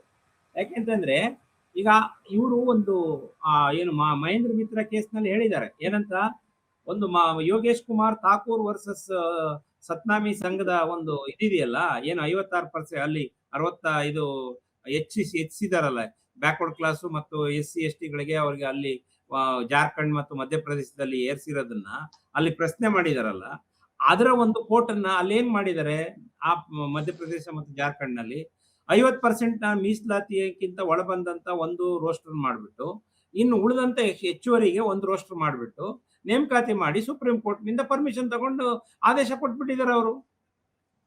ಈಗ ಇವರು ಅದನ್ನ ಮಾಡ್ಬೇಕಾಗಿದ್ರೆ ಮುಖ್ಯ ನ್ಯಾಯಾಧೀಶರಿಗೆ ಹೇಳಿದ್ದಾರೆ ಏನಂತ, ನೀವು ಅಲ್ಲಿ ಅಪ್ಲಿಕೇಶನ್ ಹಾಕಿ, ಅಲ್ಲಿ ಸ್ಪೆಷಲ್ ಲೀವ್ ಅಪ್ಲಿಕೇಶನ್ ಹಾಕಿ ನೀವು ಅಪ್ಲಿಕೆಂಟ್ ಆಗಿದ್ದಿದ್ರೆ ಮಾತ್ರ ನಾನು ಇಲ್ಲಿ ನಿಮಗೆ ನ್ಯಾಯ ಕೊಡಕ್ ಸಾಧ್ಯ, ರಿಲೀಫ್ ಕೊಡಕ್ಕಾದ್ರೆ, unless until you are not applicant in the before the Supreme Court I can't grant any relief ಅಂತ ಹೇಳ್ಬಿಟ್ಟಿದ್ದಾರೆ ಅವರು. ಅಂದ್ರೆ ಇಲ್ಲಿ ಏನಂತಂದ್ರೆ ಸರ್ಕಾರದ ಒಂದು ನಾವು ಹೋದಾಗ ಒಂದು ರೀತಿ ಹೇಳೋದು, ಒಳಗಡೆ ಒಂಥರ ಹೇಳೋದು, ಇದೇನಾಗಿದೆ ಜನರ ಮನಸ್ಸಿನಲ್ಲಿ ಒಂಥರ ಸಂಶಯದ ಭೂತ ಕಾಡ್ತಾ ಇದೆ. ಈಗ ಹೆಚ್ಚು ಏನಾಗಿದೆ, ಸಮಾಜ ಕಲ್ಯಾಣ ಇಲಾಖೆ ಮಂತ್ರಿಗಳು ಮತ್ತೆ ಮುಖ್ಯಮಂತ್ರಿಗಳು ಇವರಿಬ್ಬರ ಮೇಲೆ ನೇರವಾದ ಗನ್ಗಳನ್ನ ಹಿಡ್ಕೊಂಡು ಕೂತಿದ್ದಾರೆ. ಇದು ಅವರಿಬ್ಬರು ಕೊಡಿದ್ರು ಸರ್ಕಾರ ಕೊಡದಂಗೆನೆ, ಮಾದೇವಪ್ಪ ಕೊಡಿದ್ರು ಸರ್ಕಾರ ಕೊಡದಂಗೆನೆ, ಮುಖ್ಯಮಂತ್ರಿ ಕೊಡಿದ್ರು ಸರ್ಕಾರ ಕೊಡದಂಗೆನೆ, ಸರ್ಕಾರದ ಭಾಗ ಆಗಿರೋದ್ರಿಂದ ಇಲ್ಲಿ ಸಮಾಜ ಕಲ್ಯಾಣ ಇಲಾಖೆ ಸಚಿವರು ಫೇಲ್ಯೂರ್ ಆದ್ರ, ಅಥವಾ ಲಾ ಡಿಪಾರ್ಟ್ಮೆಂಟ್ ಫೇಲ್ಯೂರ್ ಆಯ್ತಾ, ಅಥವಾ ಮುಖ್ಯಮಂತ್ರಿಗಳು ಫೇಲ್ಯೂರ್ ಆದ್ರ, ಅಥವಾ ಒಟ್ಟಾರೆ ಎಲ್ಲರೂ ಸೇರ್ಕೊಂಡು ಫೇಲ್ಯೂರ್ ಮಾಡಿದ್ರ ಅನ್ನೋದೇ ಒಂದು ದೊಡ್ಡ ಸಂಶಯದ ಭೂತ ಆಗಿದೆ. ಆ ನ್ಯಾಯಾಲಯದಲ್ಲಿ ಅಲ್ಲಿ ಒಂದು ಕೌತಾಳ್ ಅವರು ಹೇಳ್ದಂಗೆ ಒಂದು ರಿಲೀಫ್ ತಗೊಂಡು ಇವರೇ ಹೇಳ್ಬಿಟ್ಟಿದ್ದಾರೆ ಅಪ್ಲಿಕೇಶನ್ ನಾವು 50% ಮಾಡ್ಕೋತೀವಿ ಅಂತ ಹೇಳಿ, ನೀವು ಮತ್ತೆ 56% ಯಾತಕ್ಕೆ ಇರಿಸ್ತೀರಿ? ಯಾವ ಪುರುಷಾರ್ಥಕ್ಕೆ ಇರಿಸ್ತೀರಿ? ನಾವ್ ಏರ್ಸ್ಬೇಕು ಅಂತ ಏನಾದ್ರು ಮಾನದಂಡ ಇತ್ತಾ? ನೀವು ಸರ್ಕಾರದಲ್ಲಿ ಕೇಂದ್ರ ಸರ್ಕಾರದ ಅನುಮತಿ ತಗೊಂಡು ಮಾಡ್ಬೇಕಾಗಿತ್ತು. ಕೇಂದ್ರ ಸರ್ಕಾರ ಒಪ್ಪಿಗೆ ತಗೊಂಡು ಹೌದು ನಾವು 56% ಸೇರಿಸ್ತೀವಿ, ನೀವು 9ನೇ ಶೆಡ್ಯೂಲ್ಗೋ ಎಲ್ಗೋ ಸೇರಿಸ್ಕೊಡಿ, ನಮ್ಗೆ ನಾವು ಮಾಡ್ತೀವಿ ಅಂತ ತಮಿಳುನಾಡು ಮಾದರಿಯಲ್ಲಿ ಅಂತ ಹೇಳಿ ನೀವು ಒಂದು ಒತ್ತಡ ಹಾಕ್ಬೇಕಾಗಿತ್ತು. ಹಾಗಾದ್ರೆ ಬಿಜೆಪಿ ಶಾಸಕರಲ್ಲಿ ಏನ್ ಮಾಡ್ತಾ ಇದಾರೆ? ಅವ್ರ ಕಾಲದಲ್ಲೇ ಬೊಮ್ಮಾಯಿ ಸರ್ಕಾರದಲ್ಲೇ ಇದ್ರದ್ದು ಪ್ರಸ್ತಾವನೆ ಹೋಗಿದೆಯಲ್ಲ. ಅವರೇ ಸರ್ಕಾರದ ಪ್ರಸ್ತಾವನೆ ಕೇಂದ್ರ ಸರ್ಕಾರದ ಗೃಹ ಇಲಾಖೆ ಮುಂದೆ ಇದೆ, ಪಾರ್ಲಿಮೆಂಟರಿ ಅಫೇರ್ಸ್ ಮುಂದೆ ಇದೆ, ಮತ್ತೆ ಸಮಾಜ ಕಲ್ಯಾಣ ಇಲಾಖೆ ಮಂತ್ರಿಗಳ ಮುಂದೆ ಇದೆ. ಇನ್ನು ಇಷ್ಟು ಪ್ರಸ್ತಾವನೆಗಳನ್ನು ಅವರು ಸೇರಿಸ್ಕೊಂಡು, ಆ ಟ್ರೈಬಲ್ ಕಮಿಷನ್ ಎಲ್ಲರನ್ನು ಸೇರಿಸ್ಕೊಂಡು ಅವ್ರದೆಲ್ಲ ಒಪಿನಿಯನ್ ತಗೊಂಡು ನೀವೊಂದು ಲೆಜಿಸ್ಲೇಷನ್ ಪಾಸ್ ಮಾಡಬಹುದಾಗಿತ್ತಲ್ಲ ಕೇಂದ್ರ ಸರ್ಕಾರದಲ್ಲಿ. ಯಾಕೆ ಮಾಡ್ಲಿಲ್ಲ ಅವರು? ಅಂದ್ರೆ ಸಂಪೂರ್ಣವಾಗಿ ಕಾಣೋದು ಸರ್ಕಾರದ ಇಚ್ಛಾಶಕ್ತಿಯ ಕೊರತೆ. ನಾನು ಹೊಡೆದಂಗ್ ಮಾಡ್ತೀನಿ, ನೀ ಹತ್ತಂಗ್ ಮಾಡು. ಏನಾಗಿದೆ, ನಾನು ಹೊಡೆದಂಗ್ ಮಾಡ್ತೀನಪ್ಪ, ನೀನ್ ಹತ್ತಂಗ್ ಮಾಡು ಅಂದ್ರೆ ಅವ್ನು ಏಟು ಹೊಡೆದಿಲ್ಲ, ಇವ್ನು ಹತ್ತಂಗೂ ಇಲ್ಲ. ನಿಜವಾಗ ಹತ್ತಿದ್ರೆ ಕಣ್ಣಿಲ್ಲ ನೀರು ಬರ್ತದೆ, ನಿಜವಾಗ ಹೊಡೆದಿದ್ರೆ ಬೆಂಡಾರ ತಿಂತಾನೆ. ಇಲ್ಲಿ ಎರಡೂ ಹಾಗಿಲ್ವಲ್ಲ. ಸೊ ಹಾಗಾಗಿ ಸರ್ಕಾರಕ್ಕೆ ಏನಾಗಿದೆ ಅಂದ್ರೆ ತನ್ನ ಬದ್ಧತೆಯನ್ನ ಪ್ರಾಮಾಣಿಕವಾಗಿ ಪ್ರದರ್ಶನ, ಅದು ಕಾಂಗ್ರೆಸ್ ಸರ್ಕಾರ ಇರ್ಲಿ, ಅದು ಬಿಜೆಪಿ ಸರ್ಕಾರ ಇರ್ಲಿ, ಅದು ದಳದ ಸರ್ಕಾರ ಇರ್ಲಿ, ನನ್ ಸರ್ಕಾರ ಅಂತಲ್ಲ, ಸರ್ಕಾರ ಅದು ಗೆಲ್ಲೋ ತನಕ ಒಂದು, ಗೆದ್ಮೇಲೆ ಎಲ್ಲರ ಸರ್ಕಾರ ಅದು. ಈಗ ಸಿದ್ದರಾಮಯ್ಯ ಅವ್ರು ಗೆದ್ದಿದ್ದಾರೆ ಅಂತಂದ್ರೆ ಕರ್ನಾಟಕದ ಎಲ್ಲ ಜನತೆಗೂ ಸರ್ಕಾರ ಅದು. ಕೇವಲ ಕಾಂಗ್ರೆಸ್ ವೋಟ್ ಹಾಕಿದವ್ರ ಸರ್ಕಾರ, ಕಾಂಗ್ರೆಸ್ ವೋಟ್ ಹಾಕದಿದ್ದವ್ರ ಸರ್ಕಾರ ಅಂತಲ್ಲ, ಅದು ಎಲ್ಲಾ ನಾಡಿನ ಎಲ್ಲಾ ಜನತೆಯ ಸರ್ಕಾರ ಅದು. ಎಲ್ಲ ನಾಡಿನ ಎಲ್ಲಾ ಜನತೆಯ ಪರವಾಗಿ ಅದು ಸರ್ಕಾರ ಕೆಲಸ ಮಾಡ್ಬೇಕು. ಇಲ್ಲಿ ಏನಾಗ್ತಾ ಇದೆ, ಗೊಂದಲಗಳು ಮತ್ತೆ ಸಂಶಯಗಳಿಗೆ ಎಡೆ ಮಾಡಿದೆ. ಮುಕ್ತವಾದ ಚರ್ಚೆಗಳಾಗಿಲ್ಲ. ನೀವು ನೋಡಿ ಬೇಕಾದ್ರೆ ಒಳ ಮೀಸಲಾತಿನಲ್ಲಿ ನಾಗಮೋಹನ್ ದಾಸ್ ವರದಿ ಆಗ್ತವನಿಂದ ಇಲ್ಲಿ ನೇರ ಕೂರ್ಸ್ಕೊಂಡು ಚರ್ಚೆ ಮಾಡಿಲ್ಲ ಯಾರನ್ನು, ನೇರ ಚರ್ಚೆ ಮಾಡಿಲ್ಲ ಯಾರನ್ನು. ಈಗ ಆ ಪಕ್ಷ ಈ ಪಕ್ಷ ಪರಪಕ್ಷ ಎಲ್ಲ ವಿರೋಧ ಪಕ್ಷ ಎಲ್ಲವನ್ನು ಒಂದ್ ಕಡೆ ಸೇರಿಸ್ಕೊಂಡು ನಿಮ್ಮ ಎಲ್ಲ ಒಂದು ಏನ್ ಕರ್ನಾಟಕದಲ್ಲಿ ಇಷ್ಟು ಜನರು, 200 ಜನರು ಕೂರ್ಸೋ ಜಾಗ ಇರ್ಲಿಲ್ವಾ? ಎಲ್ಲವೇ ಒಂದ್ ಸಭಾಂಗಣ ಇರ್ಲಿಲ್ವಾ? ಅವ್ರನ್ನ ಅಲ್ಲಿ ಕೂರ್ಸಿ ಅವ್ರನ್ನ ಎಲ್ಲರನ್ನು ಕರೀರಪ್ಪ, ಒಬ್ಬ ಸರ್ಕಾರದ ಕಾರ್ಯದರ್ಶಿನ ಎಲ್ಲರನ್ನು ಕೂರ್ಸ್ಬಿಟ್ಟು ಬರ್ಕೊಳ್ರಿ, ಅವ್ರದ್ದು ಏನ್ ಹೇಳ್ತಾರೆ, ಇವ್ರು ಹೇಳ್ತಾರೆ. ಇದನ್ನ ಮಾಡೇ ಇಲ್ಲ. ನಾವು ಒಂದ್ ಮನವಿ ತಕೊಂಡು ಹೋಗ್ಕೊಂಡ್ರೆ ಎಸ್ ಅನ್ನೋದು, ಅವ್ರೊಂದ್ ಮನವಿ ಕೊಟ್ರೆ ಎಸ್ ಅನ್ನೋದು, ಕೊನೆಗೆ ಅದು ಎಲ್ಲ ಗೊಂದಲ ಆಗಿ ಈಗ ಅದನ್ನ ಆ ಪರಿಹಾರಕ್ಕೆ ಒಂದು ಪರಿಹಾರ ಏನಪ್ಪಾ ಅಂತಂದ್ರೆ, ಈಗಲೂ ಅದನ್ನ ಸರ್ಕಾರ 27ರೊಳಗಡೆ ಒಂದು ಮೀಟಿಂಗ್ ಮಾಡಿ ಇವರೆಲ್ಲರನ್ನು ಕೂರಿಸ್ಕೊಂಡು ಏನ್ ನಿಮ್ದೇನು ಅಹವಾಲುಗಳೇನು ಇದನ್ನೆಲ್ಲ ಬಗೆಹರಿಸಿ ಅದನ್ನ ಮುಖ್ಯ ಕಾರ್ಯದರ್ಶಿಗಳ ಹಂತದಲ್ಲೇ ಬಗೆಹರಿಸಿಸ್ಬಿಡ್ಬೋದು. ಅದರದೇನು ದೊಡ್ಡವರೇ ಬೇಕಾಗಿಲ್ಲ. ಮುಖ್ಯ ಕಾರ್ಯದರ್ಶಿಗಳಿಗೆ ಎಲ್ಲಾ ತರದ ಅನುಭವ ಇದೆ. ಅವರು ಸುಮಾರು 30 ವರ್ಷ ಈ ರಾಜಕಾರಣ, ಈ ದೇಶದ ರಾಜ್ಯದ ರಾಜಕಾರಣ ಗೊತ್ತಿರೋರು, ಆಡಳಿತ ಗೊತ್ತಿರೋರು, ಎಲ್ಲ ಗೊತ್ತಿರೋರು, ಎಲ್ಲಾ ಅಂಕಿಅಂಶಗಳು ಅವ್ರ ಬಳಿನಲ್ಲೂ ಇದೆ. ನಾಗಮೋಹನ್ ದಾಸ್ ಅಂಕಿಅಂಶಗಳಿಗಿಂತ ಹೆಚ್ಚಿನಾದ ಅಂಶಗಳು ಅವ್ರ ಹತ್ರನೂ ಇದೆ. ಅದನ್ನೆಲ್ಲ ಬಳಸ್ಕೊಂಡು ಮಾಡ್ಬೋದು. ಅದೇ ನೀವ್ ಹೇಳ್ದಂಗೆ ಇಚ್ಛಾಶಕ್ತಿಯ ಕೊರತೆ ಅಷ್ಟೇ ಕಾಣಿಸೋದು. ಬಸವರಾಜ್ ಅವರೇ, ನಾಳೆ ಒಂದ್ ಸಮುದಾಯ ಹೋರಾಟವನ್ನು ಕೂಡ ನಡೆಸ್ತಾ ಇದೆ. ಈ ನಡುವೆ 27ಕ್ಕೆ ನಡೆಯುವ ಸಂಪುಟ ಸಭೆಗೆ ಒತ್ತಡ ಹೇರುವ ರೀತಿಯಲ್ಲಿನೇ ನಾಳೆ ಹೋರಾಟ. ಇನ್ನೊಂದ್ ಕಡೆ ಒಳ ಮೀಸಲಾತಿ ಹೋರಾಟಗಾರರು ಹೋರಾಟವನ್ನ ಬಿಟ್ಟಿಲ್ಲ. ನೀವ್ ಹೇಳ್ದಾಗೆ ಅಲೆಮಾರಿಗಳಿಗೆ ನ್ಯಾಯ ಸಿಗ್ಬೇಕು ಅಂತ ಇಲ್ಲಿ ತನಕ ಸಹೋದರರಾಗಿ ಹೋರಾಟ ನಡೆಸ್ತಾ ಇದ್ರು, ಅದಕ್ಕೆ ಕಿಮ್ಮತ್ತಿಲ್ಲ. ಇದು ಸಂಪುಟದ ಮೇಲೆ ಒತ್ತಡ ಹೇರುವ ತಂತ್ರನ ಕೊನೆಯದಾಗಿ ಏನ್ ಹೇಳೋದಕ್ಕೆ ಬಯಸ್ತೀರಿ? ಮೇಡಮ್ ಅವರು, ಇವತ್ತು ಕಳೆದ 50 ವರ್ಷದಿಂದ ಸಾಮಾಜಿಕ ಬದ್ಧತೆಯನ್ನ ಇಟ್ಕೊಂಡು ಬಾಬಾ ಸಾಹೇಬ್ ಅಂಬೇಡ್ಕರ್ ಅವರ ಚಳುವಳಿಯನ್ನ ಮುನ್ನಡೆಸತಕ್ಕಂತ ಸಾಮಾಜಿಕ ನ್ಯಾಯದ ಪರವಾಗಿರುವಂತ ಎಲ್ಲ ದಲಿತ ಸಂಘಟನೆಗಳು ನೈತಿಕವಾಗಿ ಇವತ್ತು ಈ ಸಾಮಾಜಿಕ ನ್ಯಾಯದ ಬಹುಶಃ ಈ ಬಿಕ್ಕಟ್ಟಿನ ಸಂದರ್ಭದಲ್ಲಿ ಅವರು ಮುಕ್ತವಾಗಿ ಮಾತಾಡಬೇಕು. ಹಾಗಾಗಿ ಇವತ್ತು ಒಲೆಮಾದಿಗರು ಬೀದಿಗಳಲ್ಲಿ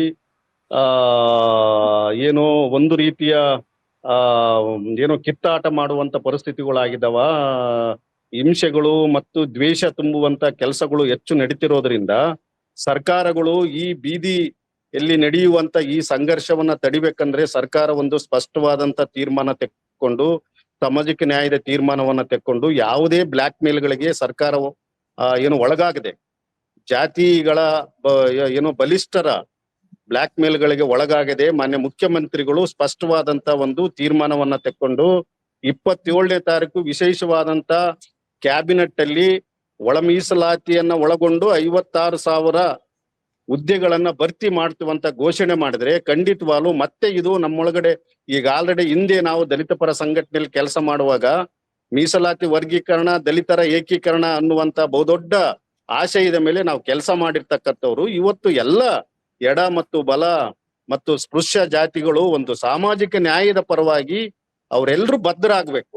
ತಮ್ಮ ಜಾತಿ ಹಿತಾಸಕ್ತಿಗೋಸ್ಕರ ಮತ್ತೆ ಈ ರೀತಿಯಲ್ಲಿ ಒಳ ಮೀಸಲಾತಿ ಬ್ಯಾಡ್ ಅನ್ನಂಥದ್ದು ಅಥವಾ ನಾಗಮೋಹನ್ ದಾಸ್ ಆಯೋಗ ವರದಿ ಸರಿಯಿಲ್ಲ ಅಂತ ಹೇಳುವಂಥದ್ದು ಇದೆಲ್ಲ ಇದು ಅತ್ಯಂತ ಅನ್ಯಾಯವಾದಂಥದ್ದು ಮತ್ತು ಇದು ನೈತಿಕವಾದಂತ ಹೊಣೆಗಾರಿಕೆ ಅಲ್ಲ ಮತ್ತು ಸಾಮಾಜಿಕವಾದಂತ ಹೊಣೆಗಾರಿಕೆ ಅಲ್ಲ. ನಾವೆಲ್ಲರೂ ಒಕ್ಕೊರಳಿನಿಂದ 27ನೇ ತಾರೀಕು ಒಳ ಮೀಸಲಾತಿ ಆಗ್ಲಿ, ಅದರಲ್ಲಿ ಏನಾದ್ರೂ ರೋಸ್ಟರ್ ಬಿಂದುಗಳಲ್ಲಿ ಸಣ್ಣ ಪುಟ್ಟ ತಪ್ಪುಗಳಿದ್ರೆ ಅಥವಾ ವರ್ಗೀಕರಣ ಮಾಡೋದ್ರಲ್ಲಿ ಸಣ್ಣ ಪುಟ್ಟ ವ್ಯತ್ಯಾಸಗಳಿದ್ರೆ ಅದನ್ನು ಸರಿಪಡಿಸಿಕೊಂಡು 27ನೇ ತಾರೀಕು ಸರ್ಕಾರ ಒಂದು ತೀರ್ಮಾನ ಮಾಡ್ಬಿಟ್ರೆ ಇವೆಲ್ಲ ಸಮಸ್ಯೆಗಳಿಗೆ, ಈ ಎಲ್ಲ ಏನೋ ಗೊಂದಲಗಳಿಗೆ, ಬಿಕ್ಕಟ್ಟುಗಳಿಗೆ ಒಂದು ಪರಿಹಾರ ಸಿಕ್ಕಂಗಾಗುತ್ತೆ ಮೇಡಮ್. ಇದು ನನ್ನ ಅಂತಿಮ. ದಾಸನೂರವರೇ, ಕೊನೆಯದಾಗಿ ಸಂಕ್ಷಿಪ್ತವಾಗಿ ಹೇಳೋದಾದ್ರೆ, ಇದು ಚುನಾವಣೆ, ಇದು ಹೊಸ ಯೋಜನೆ ಅಲ್ಲ, ಇದು ಹೊಸ ಕಾರ್ಯಕ್ರಮ ಅಲ್ಲ, ಚುನಾವಣೆ ವ್ಯಾಪ್ತಿಗೂ ಬರೋದಿಲ್ಲ ಒಂದು ದೃಷ್ಟಿಯಲ್ಲಿ ನೋಡೋದಾದ್ರೆ. ಯಾಕಂದ್ರೆ ಹಳೆ ವಿಷಯ ಇದು. ಈಗ ಏನಪ್ಪಾ ಅಂದ್ರೆ ಮಾಡಿಫಿಕೇಶನ್ ಮಾಡುವಂತದ್ದು ಅಷ್ಟೇ. ಇದು ಹೊಸದಾಗೇನು ಕಾರ್ಯಕ್ರಮವನ್ನು ಘೋಷಣೆ ಮಾಡ್ತಾ ಇಲ್ಲ. ಈಗಾಗಲೇ ಘೋಷಣೆ ಮಾಡಿದೆ, ರಾಜ್ಯಪಾಲರ ಅಂಗೀಕಾರ ಪಡ್ಕೊಂಡಿದೆ, ಎಲ್ಲ ಆಗಿದೆ. ಅದಕ್ಕೆ ಒಂದು ಲೇಪನ ಕೊಡುವಂತದ್ದು, ಒಂದು ಏನು ಗೋಲ್ಡನ್ ಇದನ್ನ ಕೊಡ್ತಾರಲ್ಲ, ಲೇಪನ ಕೊಡ್ತಾರಲ್ಲ, ಆ ತರ ಲೇಪನ ಕೊಡುವಂತದ್ದು. ಸರ್ಕಾರ ಅದಕ್ಕೆ ಅದರದೇ ಆದ ಒಂದು ನೀತಿ, ನಿಮ್ಮ ಕ್ರಮಗಳಿವೆ, ಆ ಕ್ರಮಗಳಲ್ಲಿ ಅನುಸರಿಸ್ತಿ ಆದ್ರೆ ಬಹುಶಃ ಇದು ಇಲ್ಲಿ ನಮ್ಮ ಸಮಾಜ ಕಲ್ಯಾಣ ಇಲಾಖೆಯ ಸಚಿವರ ಅತ್ಯಂತ ಜವಾಬ್ದಾರಿಯುತವಾದ ಕರ್ತವ್ಯ ನಿರ್ವಹಣೆ ಏನಾದ್ರು ಕಾಣಿಸ್ಕೊಂಡ್ರೆ ಈ ಸಮಸ್ಯೆ ಬಗೆಹರಿಯುತ್ತೆ. ಕಾದ್ ನೋಡೋಣ 27ಕ್ಕೆ ಸಂಪುಟ ಸಭೆ ಏನ್ ತೀರ್ಮಾನವನ್ನ ತೆಗೆದುಕೊಳ್ಳುತ್ತೆ, ಪರಿಹರಿಸುತ್ತ ಅಂತ. ಅಲ್ಲಿ ತನಕ ಈ ಚರ್ಚೆ ಮತ್ತು ಹೋರಾಟ ಇದ್ದೇ ಇರುತ್ತೆ. ಧನ್ಯವಾದಗಳು. ಈ ವಿಶೇಷ ಕಾರ್ಯಕ್ರಮದಲ್ಲಿ ಎಲ್ಲರೂ ಭಾಗಿಯಾಗಿದ್ದಂತ ಅಭಿಪ್ರಾಯಗಳನ್ನು ನಮ್ಮ ಜೊತೆಗೆ ಹಂಚ್ಕೊಂಡ್ರಿ. ನಮಸ್ಕಾರ, ಥ್ಯಾಂಕ್ ಯು.